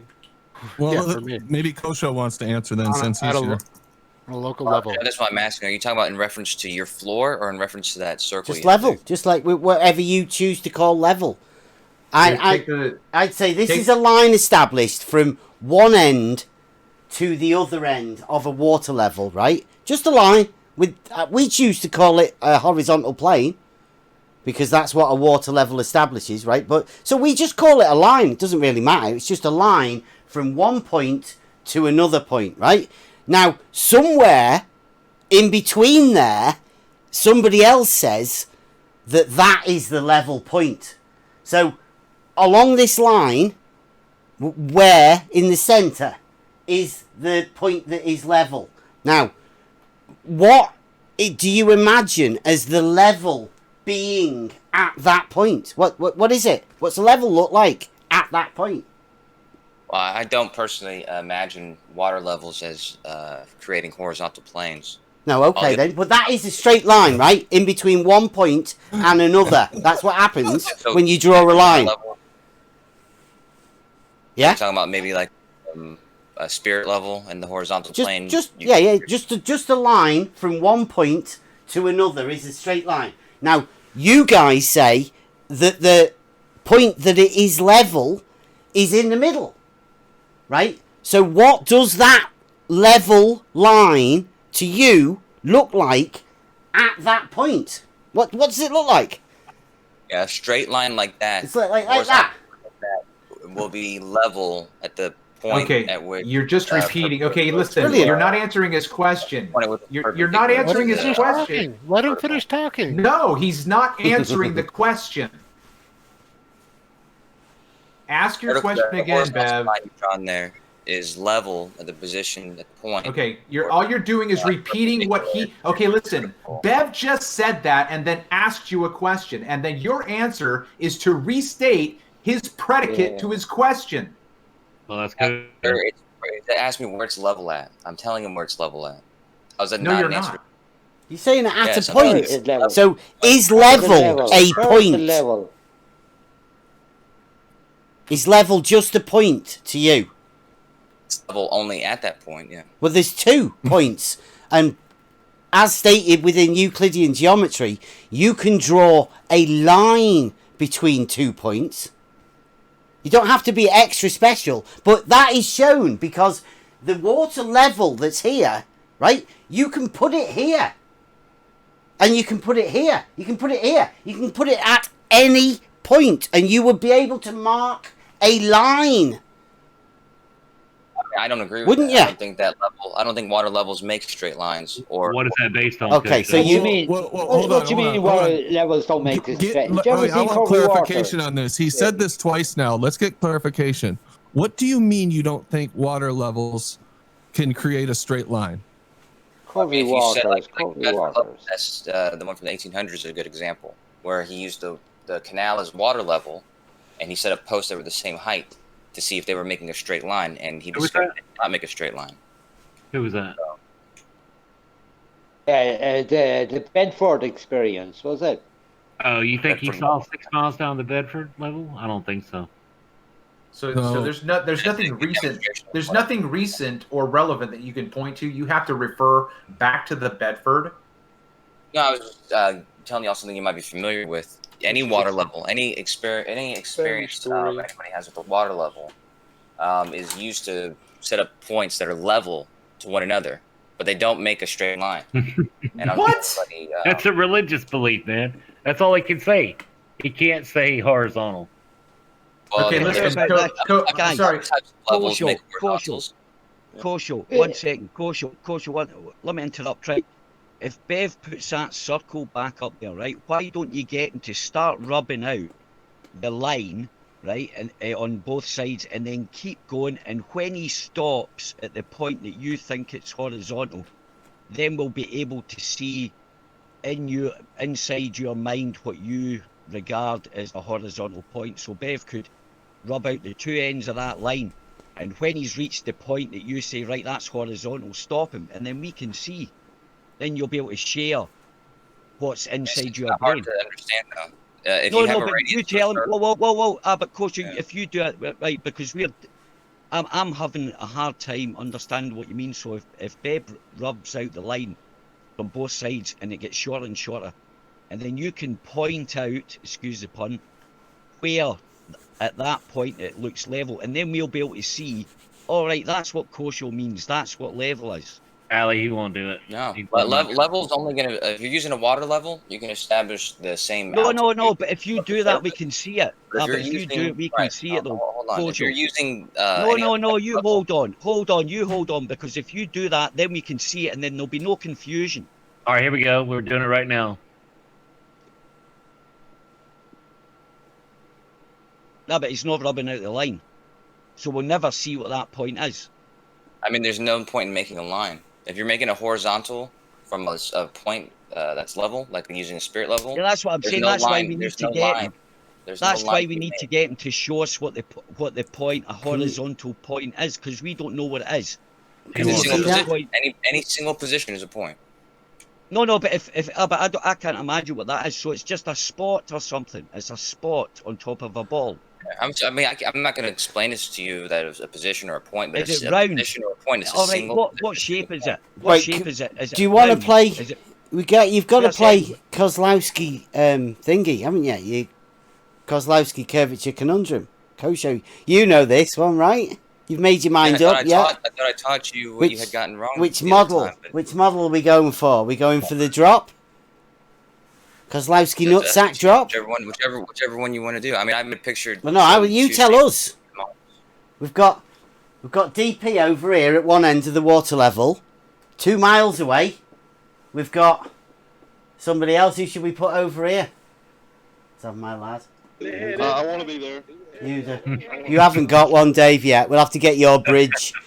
We'll get a big one of your bridge with a big curve on it. 28-metre hump. Right? So, is this what happens with the water level? Is there a drop from DP's position down to my lad Yoda here with his level? Is that in reference to the horizontal? Yeah. Yeah. So you're having that water in reference to the horizontal. There is a vertical difference up there of 32 inches. Right? Yeah. Depending on the distance, yeah. Okay, now, my lad, would he, if he was to hit a horizontal for him, where would that be? I'd be about the same height above the other guy on the other side. Up here. So this horizontal goes like this, and this horizontal goes like this, upwards. Yeah, it's always going to be perpendicular to their upwards. radial line. Yeah, I know. We like, who did we just have earlier? Dawn. Dawn had a up-down walk, because this guy's walking down, because you did say drop. But this gun is got to go up, because if this one's down, then this has got to be back up. It's the opposite. Yeah, depending on where they're standing, you would make a radial line that would be their vertical. No. And then You said a drop of the water level from the horizontal. Yet this is a tool that establishes a horizontal, doesn't it? Which tool are you looking at? The water level. The water level is a tool that equalizes out, right? The water equalizes. So are you saying that as it equalizes out, it's got a drop of 32 inches from horizontal? Yeah, I believe so. Okay, now in the middle, is that like a straight line? Can we draw a straight line from one to the other? Because that would be the slope of the water when it's level, wouldn't it?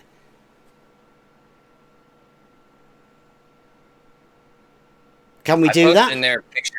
I posted in there a picture that has both the water levels and then also the horizontal from one position. Right, so you're that's perfectly fine with the 32-inch drop over 2 miles. Yeah. How would you suppose we measure that? You could use some kind of scope. What tool would we have for establishing a horizontal? Do you imagine? You can use a theodolite or something, some sort of level. A theodolite, right? So that's much higher tech than this water level, isn't it? No, you would use both. You would use both in reference to one another. You'd be testing to see how far below the drop of the horizontal is. Right. Okay. Right. You know, we did that thing before, and we did like the horizontals are parallel to the plane of the horizon. Yeah, you were here when we worked through that logic, right? Coach Show, you still there? Yeah, I said no. I was not here for your horizontal plane of the horizon. Okay, so you weren't here when we worked over the parallel lines. Something that's parallel to something can't not be parallel with itself, right? You can't get them to intersect. If like this is line B here, right, and now I'm going to draw a line A, then it's got to be parallel to line B. So I'll draw another line A. Oh, it's got to be parallel to B, hasn't it? Let's see if I can draw another one. Oh shit! How do I make those lines intersect with themselves? Can you think of any way that we can do that?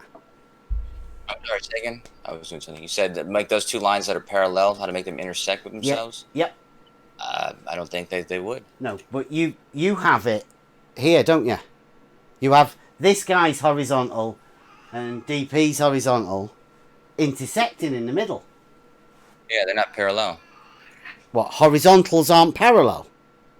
No, not along the surface of a sphere, no. They're going to be different angles. So they're not going to be parallel. Okay. Can you measure that, can you? So how... aren't they parallel with the plane of the horizon? What define the plane of the horizon for me? This line B. That would be like the line that is the plane of the horizon. Everyone sees it. We all see it. It's all there. It's right in front of us. And horizontals are parallel to it. Water always finds its own level. Hey, Bev, I just had something come to mind, if you wouldn't mind. Just real quick on that, above the 2 miles line is the red line. Yeah, that is the horizontal, right? Right. Just draw anywhere you want on that 5 verticals. Come on, Bev, get her going. I haven't got a vertical drawing, I think. No, just. Oh, I guess if you want to use that. Great teacher, Bev. Get her going. No. I just meant a real quick line on the line itself. I just meant a real quick vertical on the line itself. Like that. Yeah. Just 1, yep. 2, 3, 4, 5. Right. Yep. Okay. Yeah. Now they're meant to be verticals, right? So sure. Right angles, I'm not going to quibble. Boom, boom, boom. Yeah, I'm not going to quibble about that. Okay. So now this is exactly the same thing. If those were all plumb bobs, those would all be 90-degree verticals, straight up and down. Yeah. Now in our world, if we did that for 10 miles, we would never assume that there was a radius at all to incorporate into understanding what we're looking at. Okay? So this is the same thing for them with the water level even, because the water level has to assume, and Kosho said it, a radial. Every point from the top water level monkey to the Yoda water level is on a radial. It assumes that there is a radius. Okay? But whenever you have a circle, there's only one 90-degree angle. The one that's right at the top. If you drew a circle and you asked students where you should put the 90-degree angle, they would be at the top. Every other degree after that would be 1, 2, 3, 4, 5, 6, 7, 8, all the way around, right? It would never be. There's only one point on the sphere, and that's right at the top, which is why in their world, every point is at the top. Every point is the top of the circle, because they have to create a la land. Yeah, but point land. But as you can see right there on your whiteboard, all of those verticals are parallel lines. It's actual. They are never going to have an axis at which they will cross. So I actually have a picture of what actual 5 verticals would look like on a sphere. I'm not sure why Bev's drawing. No, we're not on a sphere, Kosho. We're not on a sphere. He's drawn a curved surface. So. Andy, can I just say something? Kosho. He's drawn a curved surface. Shut the fuck up, Kosho. Andy, you just said that you need distance to calculate that. I pick up my fucking glass of beer here. I see fucking water react in my glass. Okay? It always acts level. Now, I'm not the fucking sharpest knife in the fucking drawer, but I'm fucking not thick like you.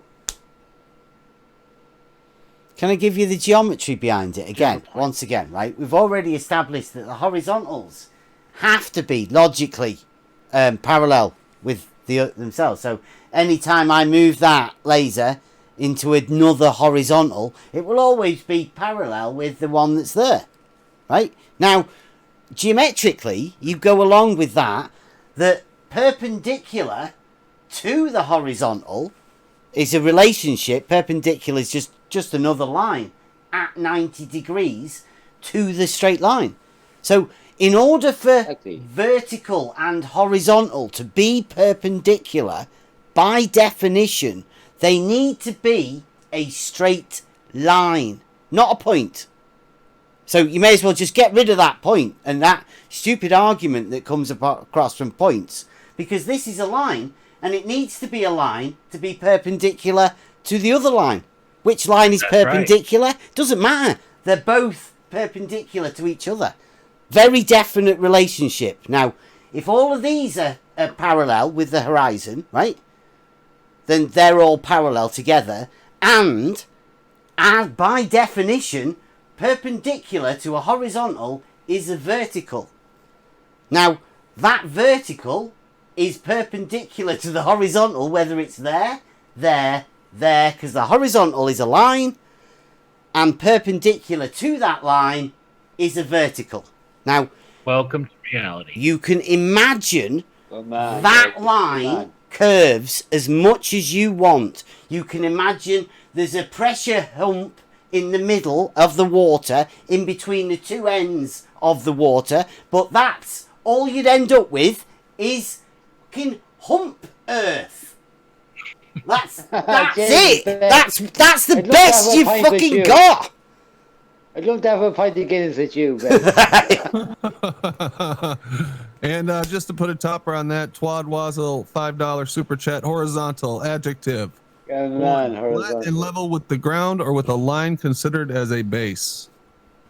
Yeah. I'd like to add that that's a symptom of spheritis.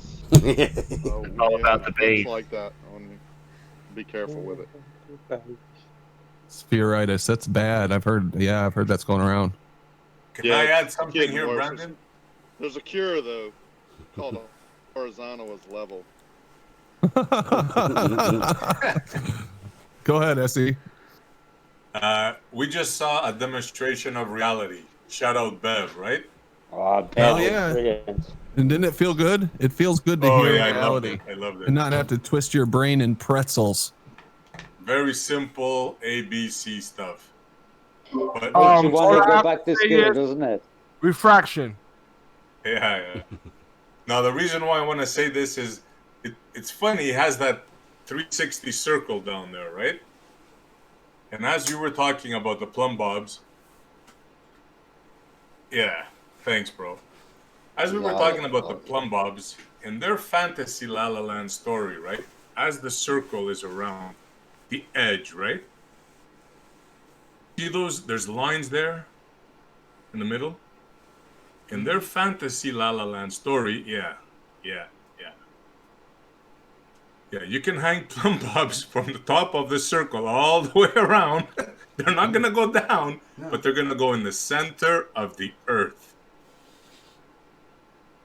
Fantasy La La Land story. Yeah.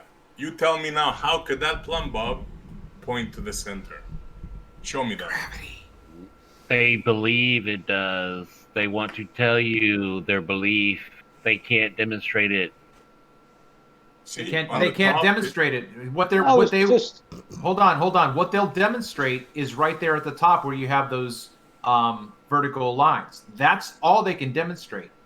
That's what I said. If you have 1 point at mile A, and then you move mile B, C, D, E, F, G, you're going to have verticals the whole way. Okay. You tell me at what point. How you. How does it do that? Bring that one exactly. in here. Yeah. Right like that. Yeah. These plumb bobs hanging in the middle. Just this one. This one's allowed to be vertical. The one in the middle. That's exactly it. That's exactly one in the middle. right. The other two got to point this way. Yeah. Hey, come here. Listen, guys, it's all bullshit. Like in Ireland, the ocean is traveling 800 miles an hour, and then at the equator is traveling at 1,000 miles an hour. I'll have what he's drinking. That can be fuck's sake. It's all bullshit. Get started on the Coriolis now. Come on. No, just like the spin of the earth. Like you have a reaction in Denmark or Norway, it's 200 miles an hour, 300 miles an hour, 400 miles an hour as you get south, and then to the equator, the waters are traveling at 1,000 miles an hour. Gadget, have you ever seen water at rest? I'm fucking water never rests. Jesus Christ! When I pick up my pint of Guinness here, you never seen a body of water I tilt her and she goes into me mouth. But isn't it funny? All it takes is a string and a rock. But geez, as you know, to I'm a disprove this? pressurized system, by the way. I'm a pressurized system. When you drink me out Guinness, you know, when I fart in the morning, Jesus, I'm telling you.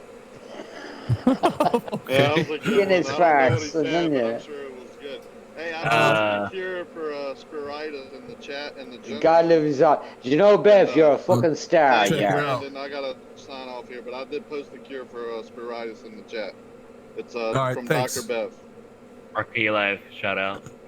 We got Super Flurf, $5. Bev is the geometry professor. Brilliant yet again. Kudos to you there, Bev, from Super Flurf. That's Paige, I believe. Oh, I didn't know that. I'm looking for Rakia. Where did you put it? I don't see it. Oh, that's Rakia. Super Flurf is Rakia, huh? What? I don't know. Jesus Brandon, I'd love to give a few bucks there so. to the channel, but times are hard now at the moment, you know.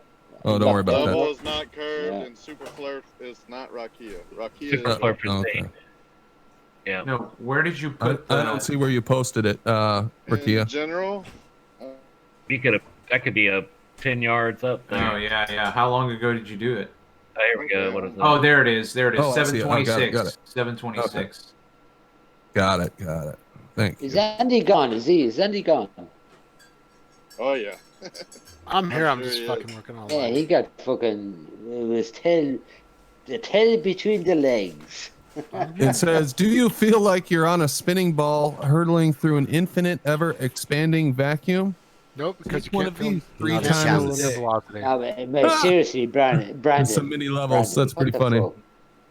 No, when you open your eyes, when your eyes are open, geez, they're open, aren't they? Yeah, that's true. Yeah. If you've ever seen a body of water at rest, then it is not in motion. Super Flurf is Paige. That's confirmed. No, we now know her secret identity. Of course, you guys don't believe me when I tell you that, but that's okay. Yeah. Say it one more time. I got distracted by Paige. Oh, I was Your just fault, saying Paige. it. Yeah. That's Paige. Can I talk about something now at the moment? What do you think? Nobody's seen a body of water at rest. Have you seen a body of water at rest? A pond? Yes, I have. Okay. Well, there you go. You're not in motion. Can I just talk about something? And you know what the term for that is? What we call that in Yeah, no water? layman's terms? No, it's called glass. It's called glass, right? So I don't know if you're a water skier. Is that you, that Jeff? is the best water to go water skiing on. Is what we It's call glass? glass. Yeah. That's right. Exactly. You know, because the downward vector of gravity has no lateral stability, right? Take a big bucket of water, a pot of water in your kitchen, and try to move it as slow as you can, and see if you can keep it from moving. It's impossible. See, now the concept was flawed, right? It only has that downward vector. They'll tell you it's a downward vector. It provides no lateral stability for a still body of water to be in motion. It's impossible. It's that zero pressure state, right? Because it acts perpendicularly to the surface, doesn't it? Perpendicular is a great word. I love it. It's great. Are people thick? I'm fucking not the sharpest knife in the fucking drawer, but I fucking know. What you showed me tonight, it makes fucking sense. Are the other people thick? I think they've gone beyond the basics, right? They've forgotten the very simple basics. And once you do that, you're in dangerous territory. You allow the TV to take you to space and fantasy land. Yep, the TV brings me to what I want to talk about. Are we the people that have to talk about that? I'm not going into religion now. Is there evil or good? but we have to like something. Evil and happening. good are subjective. You know what I'm getting on This is here now? brainwashed or not? Cleary is evil. I am good. They open the eyes, you know, open the eyes. Because I have loads of friends and they tell me I'm a fucking idiot, whatever, like talking about shit. Just open your eyes, do your own research, and you learn to get the truth. But it's not for everybody, you know. It's not for everybody. People are so stupid in the world, you know, thick, you know. Yeah, we're bombarded with propaganda and misinformation from a very young age, and people don't even know who to trust anymore. They don't know who to listen to, and they don't have the critical thinking faculties. A lot of them to think things through for themselves. Exactly, critical thinking. That's the word I was looking for. Guys, we've got Coriolis on the screen on Bev's camera right now. Hey Bev, do we want to go one step further? Look at those 3 Foucault pendulums right there. I want to. Exactly, yeah. Well, I don't know. I have a video that I wanted to get your guys' input on. I don't know if you guys have seen this. Go on. I just posted a link in the general chat.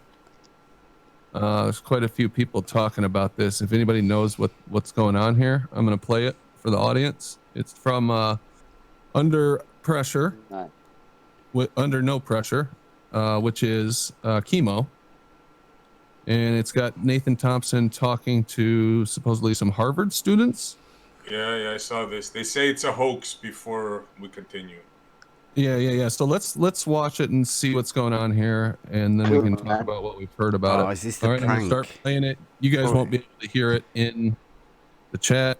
If you don't care about hearing it, I'll share and you can see it, but you'll have to watch it on your own on YouTube.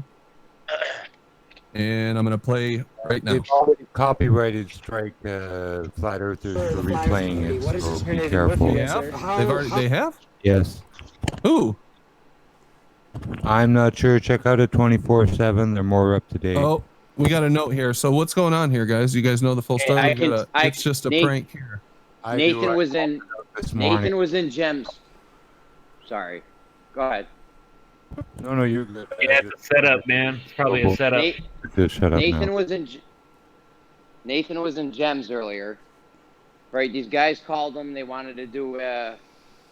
They wanted him to come look at this thing, magnet or something. They said they sent a magnet signal to Europe or something, and it came back laterally. I don't know what the premise was, but they had duck suits or chicken suits or something on. You know, Nathan asked them, why you guys wearing duck suits? And they said, you know, because of COVID, hazmat suits were hard to find. I don't know how that even relates, but, you know, they said they got in the Guinness Book of World Records for having the biggest magnet. And they debunked the globe with this somehow. But those same guys also have a YouTube channel where all they do is prank people. So... They also misspelled official in one of the Guinness, documents. Right. What's up? They misspelled Guinness as well, didn't they? Oh, I don't know. I mean, they misspelled I official. fucking right they did. So it's these guys right here. I'm showing it on the screen, I guess. Reckless Ban. So obviously this is a prank thing. New videos. The guy's holding a plunger. Yeah. So when I saw the duck suit, I watched it earlier when Chemo sent it out, and I saw the guy in the duck suit. I'm like, what the hell is this? This seems like it's pretty shady, but you guys obviously know the story, so no need to watch that then. Did Nathan fall for it, or what's going on there? You, Nathan. It would seem so. Hook, line, and sinker. And, you know, it's not really his fault. It's the deceiver's fault. We all get suckered. But, you know, it's second time since Paul Logan and his nonsense, you know. Nathan got suckered into that. I'm not having that. Tonight he is. He's somewhere tonight, Jimbo. Hi, Jimbo. How's it going? All right. Okay. Hey, Brandon, can you post that in the link there in YouTube so I can send you a few bob there? Not fucking super chat. The other thing. What's it called? The thing. Yeah, sure. Yeah, put it in there. I'll get in there and send you a few, Bob. All right, I will put it in the YouTube. Anyway, so that answers that. I do have some Pontchartrain footage that I saw. That we can watch. Speaking of horizontal. Yeah. Yes, this one I'm Rickia's trying to Bridge. remember who this came from, but we'll find out in a minute here. Has the Pontchartrain Bridge been renamed? Yes, The yes. Rickia Bridge? We did a That's capture the awesome. flag, but we did a capture the bridge. We're taking it. Yeah, because it's horizontal and vertical, and that there's so other many guy, perpendiculars. what's his name, Southley. Like he hasn't done much for ages, has he? I mean, he took a few pictures a bit ago, and that he's not done anything recently. So, yeah, we've took it back. He was coming into gems for a minute there, but he stopped. Yeah, and Jesse Kozlowski has the hump model, where it has a 28.5 meter hump in the middle. I mean, that's obviously not true either, because Cleary's falsified that with the hydrostatic stuff. Because it can't, like, water can't hump. It can't make 28 meters up. Hey, Bev, did you want to talk about that plane parallel? Well, hold on. I want to show you guys this video, this Pontchartrain stuff. I'm sure I should be sharing it on my screen. Do you guys see it? Let me minimize this. Hold on. I'm not sharing it right this second. There we go. Should see some power lines. No? Yep. See birds. Yeah, now we see it. Okay, this is from Curved Water. Mike on the Bayou, or he calls it Curved Water. Oh, Anybody no, know he's Mike a on the troll. Yeah. Heavy troll. He's one of the worst, Mike. Shout out, Look at the Mike. land. Watch out, you can get struck. I don't want to watch that. Well, he's got a Creative Commons attribution license here. Has he? Yeah. Okay. Should be all right, right? Be careful. Yeah, that's what he says. Yeah. Okay. You say he's a troll, though. Comment on those Yeah. bird nests. Yeah, he's been on me ever since I said anything about the that bridge. Well, let's see what he's got here. So we'll just look at the stills. I'll just click forward through it. Look at the land across there, all the way across there. You can see every building. Nothing's hidden. Yep. There's trees. There's no curve. There's This is just This looks like more of the same footage that we've seen before, right? Yeah, it's just like Phuket Words Bridge, where it does that odd light thing where it kind of moves to the left. Are these in a perfectly straight line, these power lines, or is there a bend? I thought when I looked at it once, there was a bend, but I don't remember. Anybody know? I don't know. I think they're normally like that. You mean from left to right? Yeah, I mean, do they go in a straight line? Yeah. I would imagine. Yeah. Unless they were drunk when they put them They'd in. have to be, wouldn't they? Yeah. Everyone would see that sort of stuff. You'd have to make sure that they were all in a dead straight Brandon's line. right. I remember seeing one that has like a curve, like a hockey stick curve at the end. And not only would they be in a dead straight line, they would all be horizontal. They would all be at the same level because the water is level. Right, so there's no curve. And the pylon Right. base for those towers, which the towers are pre-manufactured already and shipped, to that location, right, with all the same specs, and it's the pylon base they stand on, which determines where those towers. And if it doesn't fit together, you got a problem. Yeah. Yeah, so this is all this which was. would be I just weird wanted to if look they at it and see what you guys thought. Optics, you got the perspective, compression, drop, man. It's just a function of your vision. Yeah. They claim this is curved, right? They say You go this out is there at curve, night. I'm sure, yeah. Go out there at Oh, I night, love take it. that I same love it when shot. they say that. Yeah, you go out there at night, take the same shot. You won't see any refraction at all. Is Rakir here? No? If he isn't, then I'll tell you. That is a flood plain like a lake, and it is really shallow. And over there, you get really hot air, and it gets churned up a lot. So that is high humidity and high there is a low density layer on that water. Yeah. And that's why that happens, because that is probably, like he'll tell you, that's one of the worst places you would ever go if you wanted to look over water and see across it. Yeah. If you wanted to show fake curvature, that's where you go, Louisiana, because they have What's 200%. that white thing in the background, Brandon? Can you zoom in? A white thing in the background. Building. It's going to be blurry. I think it was Indio. I think it was Indio from 24/7 told me that the Soundleys Bridge gets temperature inversions on a daily basis there. Yeah. You talking about Rakia Life Causeway? You know what's cool is the top of the towers probably get stretched a bit after that zone, and the bottoms, like I think Bev was just saying, get that lower density, obvious or apparent curve. Let me see if I can find and get that tweet. I asked Mick West about this, right? Mick West sent me a tweet saying that particular shot, the one with that over the causeway with the pylons, is an effect called perspective compression. It's a function of distance. And and that perspective compression, what perspective compression is, it magnifies a slight curve within the technique of doing the photography thing. So I asked him at that point, would that account for if there was any refraction? And they said there's no refraction in that picture.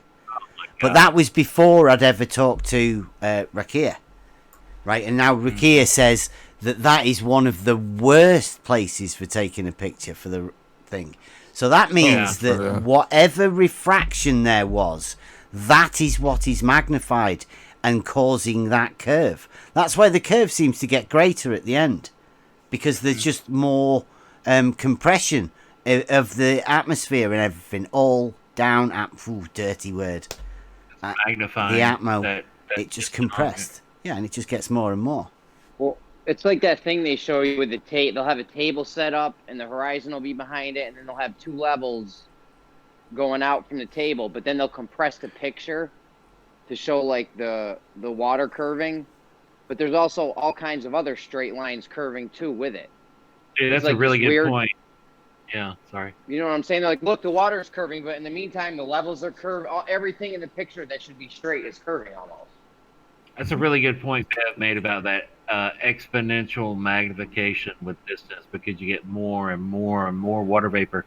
So that water tower across Lake Pontchartrain looks really big because it's got so much magnification. These guys will Sorry. They deny magnification to the depth of them. They'll never... Who cares what they do? Because we don't observe it. Well, you can look at this. I mean, you can just tell that this is heavily impacted by atmospherics and refraction. Just look at, I mean, it looks very, what's the right word? Turbid? You're not sharing right very now high on, turbidity. There you go. You're not sharing on is the all right in the general Discord anymore. That's the tweet. I was going to ask you. I was a little bit distracted. Can you go back to the beginning of this video? Like all of us, like oh, this is a live stream. How would we do that? No. He's just backing up. Okay, so when you push play right now, he's going to move from left to right. He's going to move from the left of these to the other side. Is that correct? Yeah, it looked like I think so. Yeah. Okay, so just push pause. Okay, so technically, then what we would have to do, because I think we've seen this on the causeway, is that the left side and the right side give different effects. So we would have to, in a sense, let's say for instance that this these, whatever the crack these are, the very one on the bottom right, let's say that's the first one. So you go 1, 2, 3, 4, 5, 6. So at what point would we say the curve starts? Let's just say 30, right? Then when you move to the right side of these, then that curve should be at the same point, and it looked different to me once he got to the other side. It just had a different look. Real quick before you move, Brandon, look at the water level on the right side of this photo and the water level on the left side. Okay. Now let's go what Travis is doing. Doesn't it look higher on the Yeah, it did actually look higher on the right side, yeah. There we go. Now look at that dip on the right side. Right? Can you see that dip right where the towers try to cross over the refraction zone? Anyway, my point was just to see if, I don't know. To me, it's got a different effect. It looks like it extends farther into the distance. It looks to me like the curve is farther into the distance on this one. Do you see a depression, Travis? Right where the alleged Sound Lake curve starts? Do you see a depression in the water there? You talking about like right here, Aaron? Over towards the towers, actually. Yeah, like right where the towers go. There's like a little whoop. You ought to see Wide Awake stuff. Wide Right Awake's there. power plant shot at night, 26 miles away, no refraction at night, none at all. Even in Florida. Yes, that's excellent observations. Those PowerPoint observations. That's great stuff. There are shots of folks. I think it's Dr. Zach, and somebody can correct me, who has taken this exact same shot with perfect perspective and no trickery. Just Okay, so stop right there. Stop right there. Even just stop. Don't move anything right now, Brandon. Okay, so right now, the way you've got this overlay, the fade out on the left is higher than the line on the right. So if you were to go to, you can see the tower into the distance before the curve. So I guess the question would be, is the topography where he is, does he get elevated or whatever? But you can see it at least right here. Do you see what I'm talking about? Yeah, I do. I absolutely do. This is it's higher. Yeah, maybe it is the topography that he's standing on. I don't know, or the angle he's got his camera. Well, but nonetheless, when you get to the other side, there's a difference in terms of where the curvature is. Yeah, good point. Yeah, it does. Yeah. Can you move those apart, Brandon?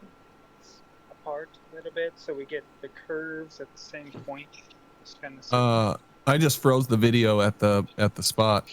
Oh. Okay. I think you'd have to go in and get two different stills and crop them together. Yeah.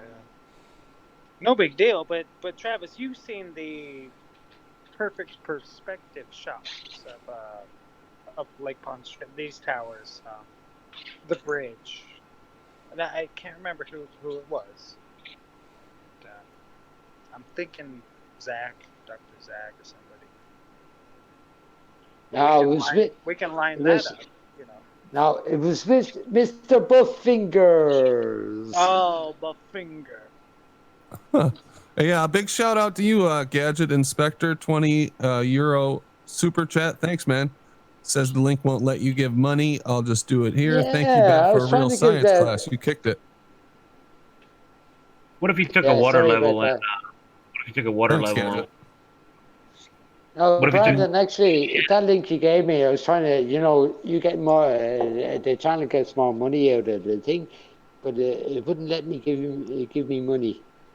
Maybe because I'm in Europe or what? I don't know. I have no idea. What if you put a water level from pylon to pylon here? You crisscross them. Exactly, and I'll bet they're about 300 foot apart, 200 minimum. Just long distance. Why don't you swim around out there, Aaron, and do that? That's a good idea, Aaron. I'll pitch in $20 to help Aaron get down there. We already have the pylons themselves. What the Aaron. towers are sitting on. I'm not worried. Aaron. That's how they leveled the pylons. No technicalities, man. Come on. Aaron, can you hear me? Aaron, hey, you there? Gadget. Hey, Gadget. What's up, brother? Can I say something to you? No. Go on. I'll say something to you. Okay, go ahead. Don't forget the shovel if you want to go to work. I did want to. Okay, we're gonna go into final thoughts, but I wanted to bring up the On the Level website, give you guys a chance to tell us about anything new out here, or just walk through it again for the audience. Maybe they weren't here last time. If you want to plug your stuff, Bev and Primate and Sweet. Yeah. Well, yeah. It's just the website. We're still building it. Obviously, we're getting more and more stuff on it. We've got all of the. I mean, like, call it proofs, but I mean, they say semantics. It's words. You know, everybody uses words to describe things.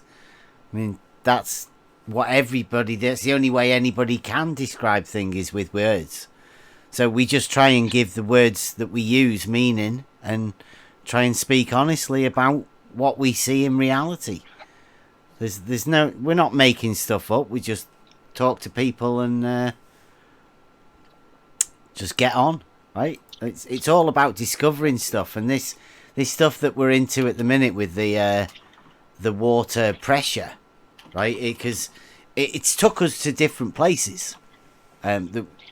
Since Cleary mentioned the hydrostatics,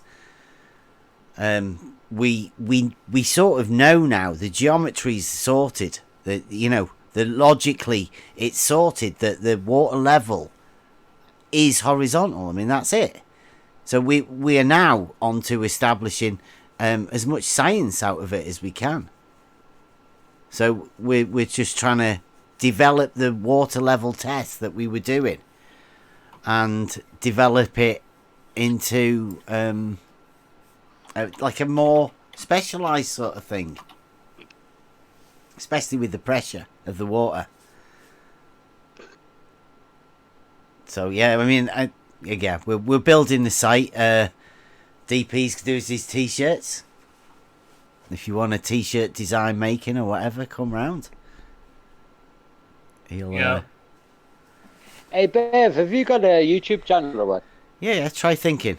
But I mean, it may be under threat. You never know. Try thinking, and then there is the On the Level, which is the one that we tend to go live on when we go live. Maybe Brandon can plug them up in the channel there, can you? Can you put up? Yeah, I put that out there. I put that out there earlier, but I can drop that again. Yeah. Cheers. Yeah, we normally just talk to people, but we're gonna be moving more into this testing stuff and going out, because we do a lot of by the side, canal side actual getting out there, trying to what the idea is that we want to be able to show people what actually happens in reality rather than just talking about it. So we try and get as close as we can to showing people what we do, but the only true way of you actually doing any of this stuff is actually doing it yourself, right? So we're not trying to push anything on anyone or anything like that. We're just hoping to try and spark people's imaginations or whatever, and that's the way stuff develops. It's absolutely amazing the stuff that happens over there on the level. The group of people are brilliant. Yeah, good conversations. Not a lot of bullshit either. The times that I've been there. Yeah, well, the let's say the bullshitters get run out or they get caught, and they don't like making a fool out of themselves, so they don't want to open their mouths. It's amazing, really. But I mean, it clears everybody out, and it gets us down to a proper conversation where stuff gets done. Critical thinking. Critical thinking. Yeah, you can hear it in people's voices every day. This spark of whoa, that's that. That, and people get inspired by it, me included. It's like a group effort of people just putting their ideas in about something, and we get interested in it. Like, we are very specialized about the level and the water level, but I mean, it's very basic, And that's what's the fun about it. It's that basic that it's really easy for anyone to understand. There's no overcomplication about anything. Bev, Almost can too I ask simple. you a question? Since when are you a flat earther? Pardon? Since when are you a flat earther? I'm not a flat earther. You're not? No, You're not a flat earther? Flat to me, I'm like a very literalist, right? Like, when you go back into my story, there's a reason behind it, but I would say I'm a literalist. So flat to me is a two-dimensional, right? Now, I've done surveying, and there is definitely a vertical change from the horizontal plane. That we call that elevation. Now, the very fact that there are mountains and valleys stops it from being flat. So I consider the term flat earther as it's a misnomer, right? Because the earth, which is the land, is got lumps and bumps all over it, right? It's a distraction, because the truth of the matter is the water level is horizontal. No, right? it isn't. Exactly. So Have you the tried earth... reading a book? Have you ever considered reading a book on surveying, Bev? You know, give that a go. There's Rumpus. Hey! Have you considered reading a book on Good surveying? evening, 'Cause you'll Rumpus. find in the first chapter that it tells you what level is. We're and basically that's just doing horizontal. horizontal here. That's all we've been doing. Rumpus, That's not you showed up horizontal. about 2 hours late, but we're just going into final thoughts, so I apologize. Okay. Stick around for the after show. You can. Yeah, can get Rumpus, going. I'll have a chat with you in a minute. Which one? Geodesic or plane? Well, so let's go into final thoughts. We'll start at the bottom. Domesticated primate. You go ahead. Nice one, Bev. It's really is a pleasure to listen, go through that every time. I mean, it is so going back to basics. It just cuts through all the bullshit. Great show. Nice one, Brandon. Thanks for having us over again. Yeah, thanks. Welcome anytime. Yeah, hope to come back soon, mate. Really do. Ooh. Enjoy it. Enjoy coming over here. It's good. Good. Nice one. Right the hand. Yeah, Bev is gonna kill Rumpus with the actual horizontal in the real world with the water level, and not with a book. Stay tuned for that. Hell yeah. Rob Keane. Yeah, this is gonna be funny. That's why I had to join. Bev and Rumpus are gonna go at it. This is gonna be good. All right. Aaron. Apparently Starman, the Tesla car guy, he did a drive-by on Mars. I don't know if you guys all saw that. And there was a pretty funny comment that, what the fuck does a mannequin need a full-blown spacesuit for, right? I thought that was funny. Cheers, Brandon. Thanks, Aaron. Mr. Buffingers. Mr. Bufffinger. Kosho. Kitty Soft Paws. Just like to say, I've been over at Bev's server for a while. I've been learning tons of stuff. Got my own water level. Been doing some more hose pipe. Messing around with it some more. Just shout out to Bev. Ooh. Jimbo. Hey, I'm happy to see vinyl tubing transparent with open ends. All right, thanks, Jimbo. Jeremy. Yeah, I advise all the flat earthers to spend some time with Bev and them guys over there. That's all. I keep getting kicked out of Discord. Yeah, it seems like there's some problems going on. Gadget Inspector. I'd kick you out too. Yeah, I'd just like to say thank you very much to Bev tonight for that lovely drawing out you did there tonight. And I think you drew Andy a new one there tonight because he was on live. And I'd just like to say, Brandon, you want to get that sorted because I was trying to give you money through that new link, but it didn't let me. Yeah, I'll figure that out, Gadget.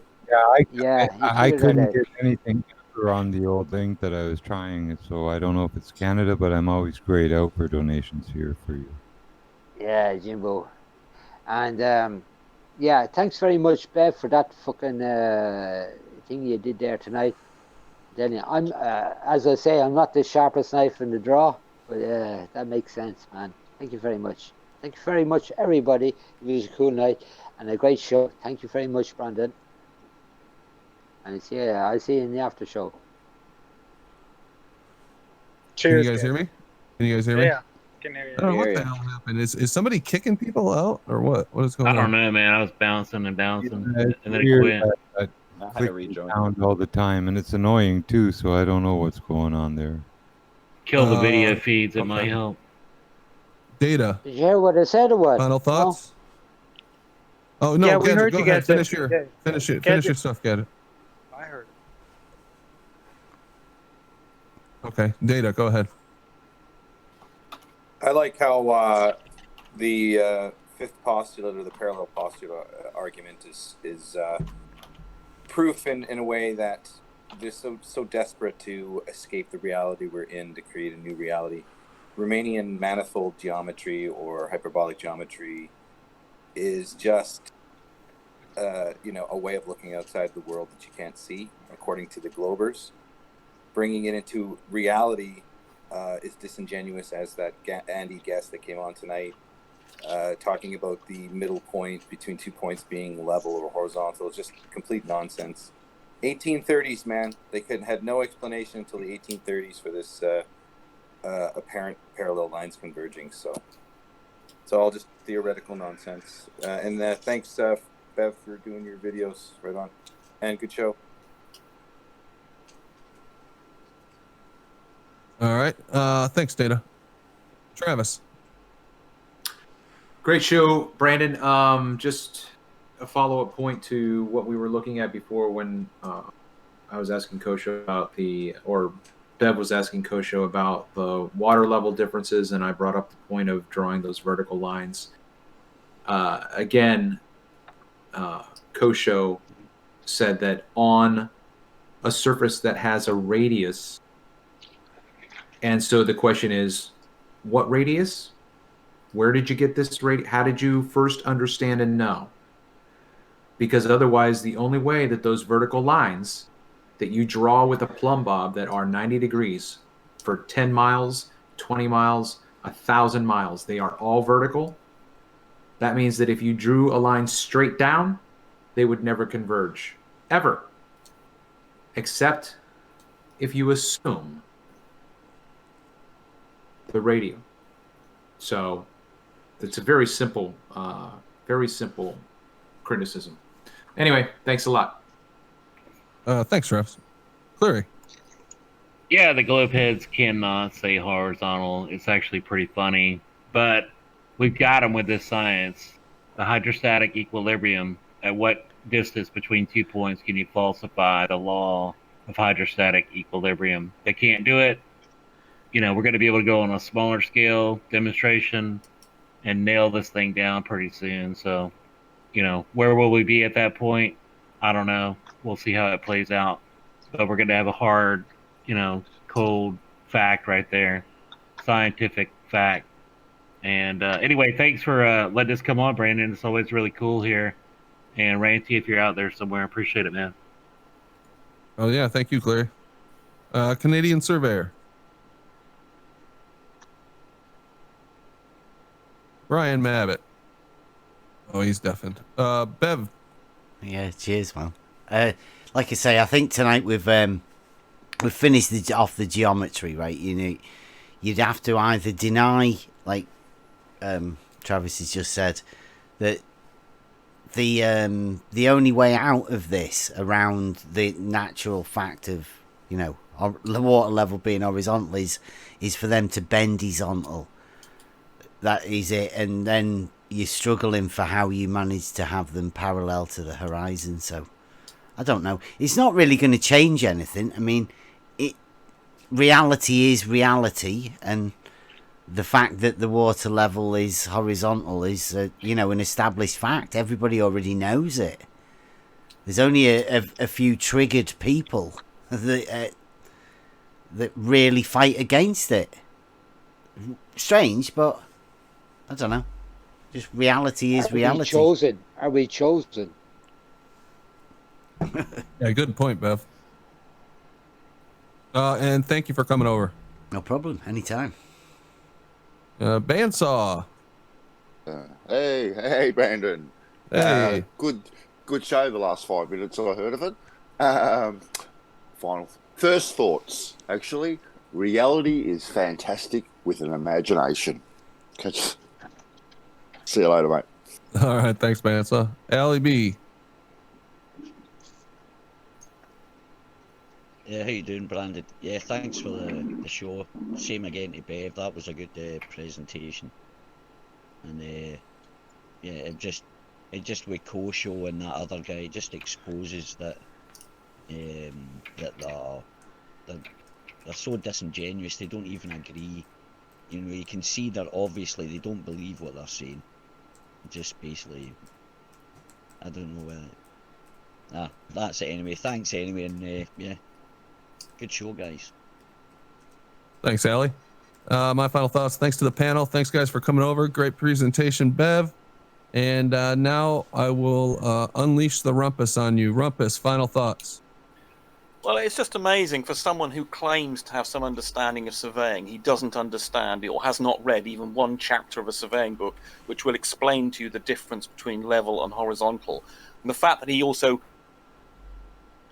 doesn't accept the globe model. He doesn't even understand on the globe model that horizontal, say 90 degrees to 90 degrees around the planet, in other words, 4,000 miles away or something, that horizontal will be at 90 degrees to the local horizontal. He doesn't understand there are local horizontals, and he doesn't understand that why surveyors do things in small steps is because they're using a device in an auto level that shows you horizontals, but you then have to follow the curvature of small steps to get the level, and he doesn't understand the difference. It's a between water level, Rumpus. And What are you talking about? Even someone who's even bothered to read half a chapter on surveying has more understanding of what's going on. Surveyors haven't got a clue about a water level, Rumpus. Have you ever asked anyone? He doesn't understand basic trigonometry. He doesn't understand 3D. He cannot use maths at all. He's demonstrated on numerous occasions. He has no understanding of this subject Rumpus, at all. Almost That's all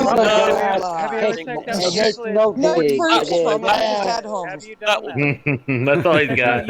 God, You're Brandon, cut it off there. We get him down to the back room. We get him down to the back room. We Go kill check him. it out, and you tell me what you get from that, Rumpus. Euclid's 46th postulate. Go check it out. Well, I mean, he didn't even know about the Euclid's fifth postulate. For someone who just cool, yeah. There's only 3 postulates in my book. We're not live now. We're not live now. You tell me what you get. We're not live now. We're not live now, so you can say what you say. Right, Brandon's ended it, has he? Well, I was in mid rant. Well done, Brandon. Have you worked out how to tie knots yet, Rumpus, to get those ladders? You have to tie knots. Rumpus, can a surveyor establish a horizontal? It's going to take you an hour to tie ladders onto some roof racks. Rumpus, can a surveyor establish a horizontal? It might take you a little bit long. Do you think, someone's asking me you a think question about Rumpus surveying. has ever been on a roof? Who's asking me a question about Who surveying? knows? Rumpus, can a surveyor establish a horizontal? Rumpus, no, come on, guys. Good, I can't hear. There's a question in there, and I can't hear it. Rumpus, can a surveyor check out establish a Euclid's horizontal? I can't hear it. Rumpus, Go check it out. Rumpus, probably you don't know Number me. 46. I'm Go check Gadget it out. Inspector. I'm Gadget Inspector. Rumpus, can I ask you a question? I guess he acts like he can't hear me. Can I ask you a question? I could hear you, whoever you were, but I didn't get it. Yeah, I'm the Gadget Inspector. Can I ask you a question, Carry on, please? Gadget. You've taken over. But the other guy. Okay, no, I want to ask you a question now. Okay, you fill your glass of water. All right, you fill a glass with water. Okay, and you tilt it towards your mouth. Okay, what does the water do? Well, if you're saying it's going to remain level, i.e., I lift it up level. Okay, I lift it up horizontally, and I tilt it towards my mouth. What does the water do? Well, it maintains its level. Yes, so I imagine that's the point you're trying to get at.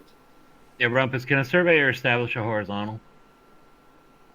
Yes, of course. When you look through an auto level, the line on the graticule on the auto level gives you a horizontal. But surveyors are not interested in generating horizontals. They're interested in generating levels. I'll be making a video about this shortly and showing why Bev doesn't understand some of the basic points about surveying. Let me make this point. It's a very important point. It's a very important point. I just like to make a very quick, important point. I just like to make a very quick, important point. I just like to make a quick, important point. I just like to make a get out of your basement. No, the mate's a little wanker, and he likes to Everybody, don't talk at the same time. Don't talk at the same time. Let the rumpus talk. Let the rumpus talk. Yeah, what surveyors do is they try and establish rumpus talk. They do not try to establish horizontal. And the fact that Bev doesn't understand this just demonstrates he is an idiot. Go ahead. Let the rumpus talk. Let the rumpus talk. Okay, just repeat that, because I know Domesticated Primate's trying to censor me. So let me just make the point again. Let the rumpus talk. Let the rumpus talk. Primate's just been accused of obnoxious self-care. He really is the most obnoxious person on this panel by far. I would imagine he regularly gets punched in the face by people if he behaves Come on, guys. After show. After show. He must get punched in the face all the time. After show. Right, There's no point. There's no point in everybody talking. Just let the rumpus talk. I'll just tell you what surveyors do. Surveyors attempt to establish levels. That is the same distance from the centre of the Earth. They use a device. You see, look, is that at a point?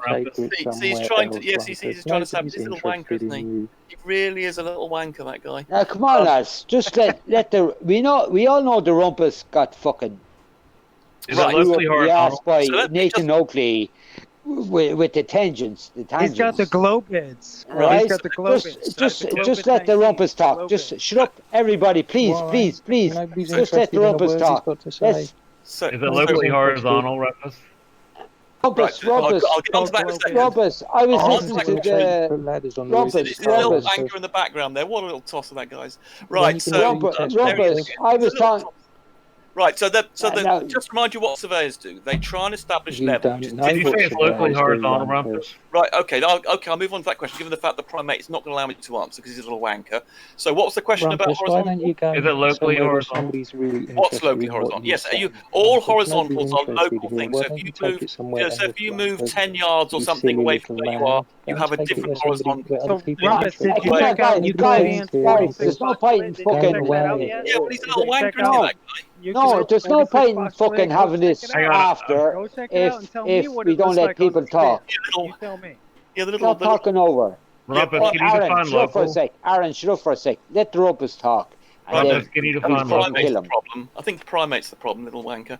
Right, so if you want to move away a few hundred meters, you would have a different horizontal. 300 meters. So he's a little wanker, isn't he? He's a little So you're saying it's perfectly horizontal for 300 meters. How do you form a horizontal So here we go, little tosser. You see, this is what this guy's like. It's all he can do. He's only going to be disruptive. He's a little wanker. Now, come on, guys, it's not interesting. I'm going to go off now. It's not interesting anymore. It's not interesting. Everybody talks over it. Let them talk. I'm trying to engage with people. This guy's just trying to disrupt the conversation. Right, so someone's asking about horizontal, and horizontals are local affairs. So if you move away, even a few hundred meters, the horizontal is detectably different. How many hundred? The horizontal is detectably different. What do you base that on, Rumpus? Well, if you'd used an auto level, you can see this, and the main surveyor and the Larry Scott and professional surveyors, they can show you many videos on this. Rumpus, did you miss the beginning bit? I know you don't like exposing this, but if you have an auto level and you can establish from that vertical lines are not parallel, as Plain Truth claimed earlier, and you can measure this and establish a radius from it. This is an established fact. Rumpus, the only way you can get those verticals to not be the same is to assume that you're on a ball and push those lines all the way to the centre of a ball. Paige, if you have two auto levels and you point them at one another and they're separated by more, let me finish the sentence. So that's not what you do with. That's not what you do with. That's not I just finished my sentence. Hang on, let me hear him. I'm trying to answer Paige's point. Now let Rumpus talk. Let Rumpus talk, please. I answer Paige's and we have a laugh. Gadget, please. Let Rumpus talk and we have a laugh further. Stop, Gadget. Paige's point.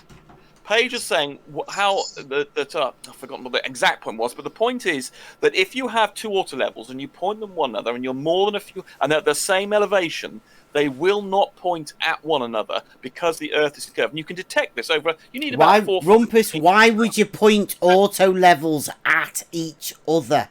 What are you talking about?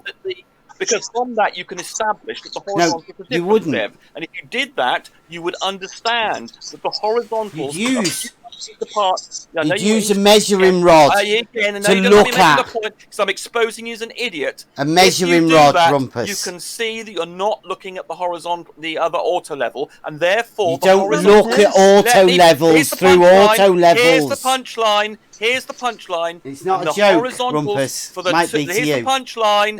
Here's the punchline. Let Rumpus do the Here's the punchline. punchline. Let Rumpus do the punchline. Here's the punchline, and the punchline is that the two horizontals of those two auto levels are different, and Bev doesn't understand this. And even if you explain to him on a ball and geometrically, he doesn't understand the concept because he's a moron. Rumpus, right? Just a minute. Just a minute. Rumpus. Have you two water levels on Earth? He missed the beginning. He missed the whole beginning bit. If you don't get the beginning, you miss the whole point of it. Right, Rumpus? Rumpus, can you see your two water levels on a flat on a globe? Rumpus, did you see the beginning? Can you see that in reality? Okay, can I ask 3 questions on the table? Did you see the beginning, Rumpus? No, I didn't. But Right, I don't okay. need to, Willie, I'm going to have to run you through it. I mean, I'm going to have to. Because it is this is integral to it. Okay, listen, guys. You don't want to end up looking like a Muppet, do you? You got to stop talking, Gadget. He doesn't understand the difference between horizontal and level. And if you look in a surveying book, it will explain to you. But Bev has never done that, so he doesn't understand. Did you see the beginning? No, I didn't. We've not done anything about surveying tonight at all. Nothing. Just pure geometry and logic. Right? Well, you don't understand. So you haven't seen the beginning. Yeah, but I tried to show you. I've shown you diagrams on many occasions. This is brand new, Rumpus. This is absolutely brand new. You've never seen this at all. We showed you water tonight, Rumpus. We showed you water tonight and how it reacts. Okay. I mean, I presume. Can you see my screen, Rumpus? Can you see my screen? Okay, Don't presume, Rumpus. Just stop and listen. Well, for a I minute. heard. That's all. Page. Please, I heard him, Rumpus. Please. Page, I heard him say. And his punchline, his concluding thoughts, that they were trying to establish the difference between horizontal. The horizontal was level. If he makes that statement, then he's wrong, and he's made. Whatever. Why is he wrong? He's got a new. This is what this. That's what this is. He's going to show you this little thing that he's drawn up. If you just listen to him. You want to listen, Rumpus, or what? He's scared. Listen, okay. But if he came to a conclusion that level and horizontal are the same, then he's said that. misunderstood. You're saying it again. Okay, just wait. Just listen to him. Okay. I can't get my screen on. A minute. Right, they got my camera on. Right. Can you see these words here? Letters. Yep. Right. A. Parallel to B. If A is parallel to B, logical symbol, then A is parallel to A and B is parallel to B. Logical statement, tautology. Yeah? Yes. Okay. You've used a very odd symbol. That's the. Yeah, I've made it up. I made this up for a T-shirt. DP's Anyway, making this I up. accept the point anyway. I accept the point. Yeah, because it's mathematical and thingy, right? So we're doing it, right? So I don't think that's not called maths. That's called log. That's I'm not quite sure what you call that. It's called Bev's logic. Anyway, It's Bev's logic. This. But it's valid. But it's valid. Yes, it's valid. Okay, yes. so if A is parallel to B, then A is parallel to A, and B is parallel to B. Yes. That's okay. You're okay with that? Absolutely. Yes. Okay. So then this here, horizontal, is parallel to the horizon. No, it's not. If horizontal is parallel to the horizon, then horizontal is parallel to horizontal. Well, horizontal is not parallel to the horizon. Go on, find us a definition of horizontal for us, will you? Well, that is a just 90 anywhere. degrees to the Go on. Well, I'm trying to give you one. It's 90 degrees to the vertical at some point on the Earth. Yeah, perpendicular. Yeah, perpendicular to a vertical. But to a horizontal. The horizon is not on your horizontal at all. It's always below it. There's a horizontal. Get in a plane. Boom. It's made clear. If you get in a plane See and you get out your little port on your little app on your iPhone, you will see that the horizon is below the horizontal. Do you reckon when I have this vertical here, like that, if I go like that, right, that vertical there is parallel or perpendicular to this horizontal here? Yeah? Of course. Yeah. That's the definition of horizontal, yeah. And there you go. There's another plumb bob. Yeah. Now, but it's local, remember. That, you move 400 meters, you get a different horizontal. Perpendicular to the horizontal here? Well, actually, it's very slightly different. What do you mean? You mean it's not? This vertical here isn't perpendicular to this horizontal. The verticals are very slightly angled. It's so small because they're so close together. But if you made that 400 meters apart, say, we would have a measurable angle between the verticals of that plumb bob and the vertical of your laser. Have you found somewhere that says that horizontals aren't parallel to the horizon? Well, it's a fact. I mean, we know that's not the case, as I told you. We know that horizontals aren't parallel to the horizon. Let me finish my goddamn sentence. Let me. You ask me, and I'm going to give you. I'm going to answer your question. Now wait. I'm going to try to answer your question. If you look in any surveying book, they will show that the horizon is not something you use in surveying. And if you get a little app, a little theodolite app in your phone, and you go up in an aeroplane, you can see that the horizon is not on your horizontal. And what's more, if you do something like Tommy, don't have to be at the same level. Let me finish. And if you use the water level to establish a horizontal, you can see that the horizon is always below it, even if you're quite low. Yeah, it doesn't have to be at the same level, you muppet. Parallel. Mr. Rumpus. There are 3 people speaking. Mr. Rumpus, may I say something before you take off in an aeroplane? Before you take off, Mr. Rumpus, before you take off, if I take it in order. Before you take off in an aeroplane, you gauge your attitude meter to a level, to a horizon, okay? Well, who cares what you're doing at the start of a... We're talking because about... Rumpus, because he's saying that... Paige, shut up when I ask you to ask a question. And now you insist on interrupting me when I'm answering Gadget. I'm trying to answer Gadget's question. Gadget, it doesn't matter whether you start off with your head up your bottom or up the pilot's bottom or the aeroplane is pointing vertically. Let me make my point. No, I'm nearly there. Did you ever fly an aeroplane? I'm still in the middle of a sentence.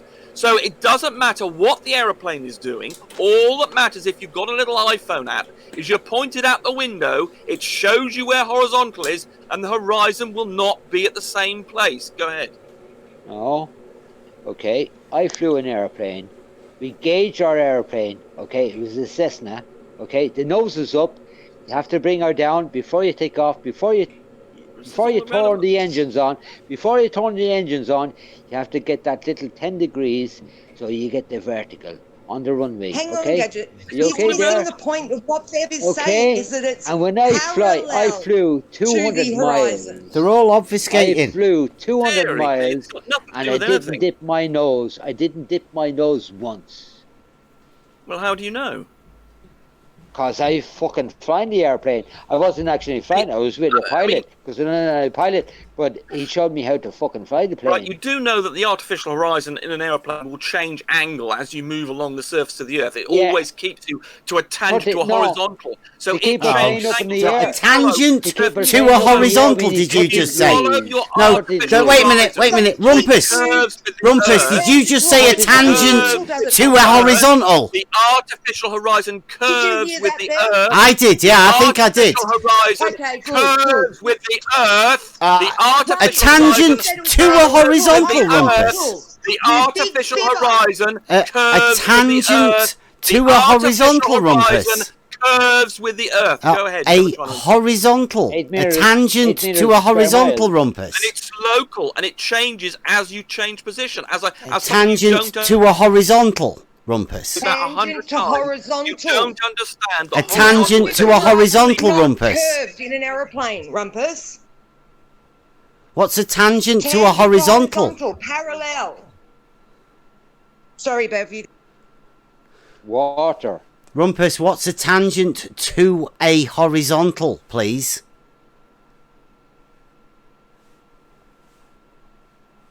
He's a fucking...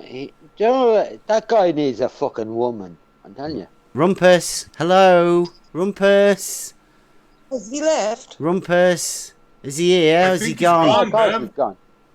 Wow, he couldn't answer that question. He said, that road with Nathan. He knows what's coming. let me get this. Big time. Let me get this, He got right? his ass So kicked by everybody Nathan knows Buckley what he the other just day. did. Do you know what a tangent is? Yeah, he got his ass kicked Right. by that. By Wait a minute. Everyone, a tangent is a straight line that touches a curve. So you can only have a tangent to a curve. Yet Rumpus just had a tangent to a horizontal. So he just laid a straight line on top of another straight line. He's just told you that the curve is imaginary. And that's why he's gone. Yeah, he's dead. He's dead. Like a little chicken. Yep. Yeah, he's gone. He's gone. He's gone. He's gone. So, thank you, Rumpus. Just like the other day, he got his ass kicked by Nathan Oakley with the tangent as well. You see that, did you? No, I don't watch I think he Once he realised heard straight the word away tangent, what he his said. little knees started to buckle. Sorry, like, Paige. you go ahead. can't get past No, this. you're right, I think you're right. You can't get past it. They'll never be able to. This And is that- where we hold their feet to the fire and burn the fuck out of them. Yes, Because exactly, this is Paige. all we need. Exactly, Paige. That little fucking bitch, what you call him, Side-Dan man. He's a fucking little bitch as well. Fuck's sake. Oh, yes, Simon Dan. I mean, this is ridiculous. Any primary school child. Cares, but you're How's it proving going, wrong. Branshaw? You well? Hey, good, right. But do you guys actually think that Rumpus cares? He hasn't. No. That you're proving No, wrong? he's a fucking No, troll. He's a seriously? troll. He's a troll. He needs a fucking woman, that lad. Exactly. Telling you. He doesn't give a rat's fat's clacker about He it. will. He'll get really annoyed. And he'll send the boys You know out. what, Paige? I think they are getting paid. He must be. Yeah, must be. Nobody would keep coming back to be, absolutely human. Anybody outside this argument could listen to what Bev said and understand it perfectly. Then if they listen to what Rumpus is saying, they'd be going, what the fuck is he talking about? Yeah, Like, exactly, level doesn't Paige. mean We actually, you weren't in here tonight now. Real quick, guys. I need to know what Banzo said. Did you say a rat's flat cracker? Because I need a new give a fuck. A rat's A fat flying clacker. Or you say a flying What the rat's fuck is ringole. that? I love that. Say, I don't give a flying rat's ringole. Now, on the live show there so tonight. You call the ringhole a clacker. I get it. Yeah, clacker, the ringhole. Yeah. I get you. Okay. Because I need something more than I don't give a fuck, right? So now I don't give a rat's There you go, clacker. Aaron. Aussies have got lots of different I don't give a fucks. We're good at that. Right. Tonight on Ranty's show, Bev gave a great fucking show there tonight. A great presentation. He showed actually how water worked with pressure and everything. And Andy, the flat earther, he was in there going blah blah blah blah blah blah. That's not right. But he's nothing. No contradictions. He's nothing. And we fucking killed them again. The flat earth. Bravo, everybody. Yeah, they Bravo. will say we're wrong, but they never are able to show how we're wrong. Paige, Right, and I we pick had up 3 my of the pint of Top Guinness Guns. there. Look, I'm picking up my pint of Guinness. I fucking hold it up horizontally, and I tilt it. The water moves. She's horizontal. She is. Water always finds its own level. Water always finds its own level. It fucking does. And I'm fucking drunk, Yep, by the way. water's our best friend. Anything parallel to the horizon is called a horizontal. Anything. Except if you had a few beers. It even says that in the definition, He doesn't was it? fucking drunk. Parallel to the Even horizon. fucking drunk, the earth is flat for me. Jesus Christ. Good one, Gadget.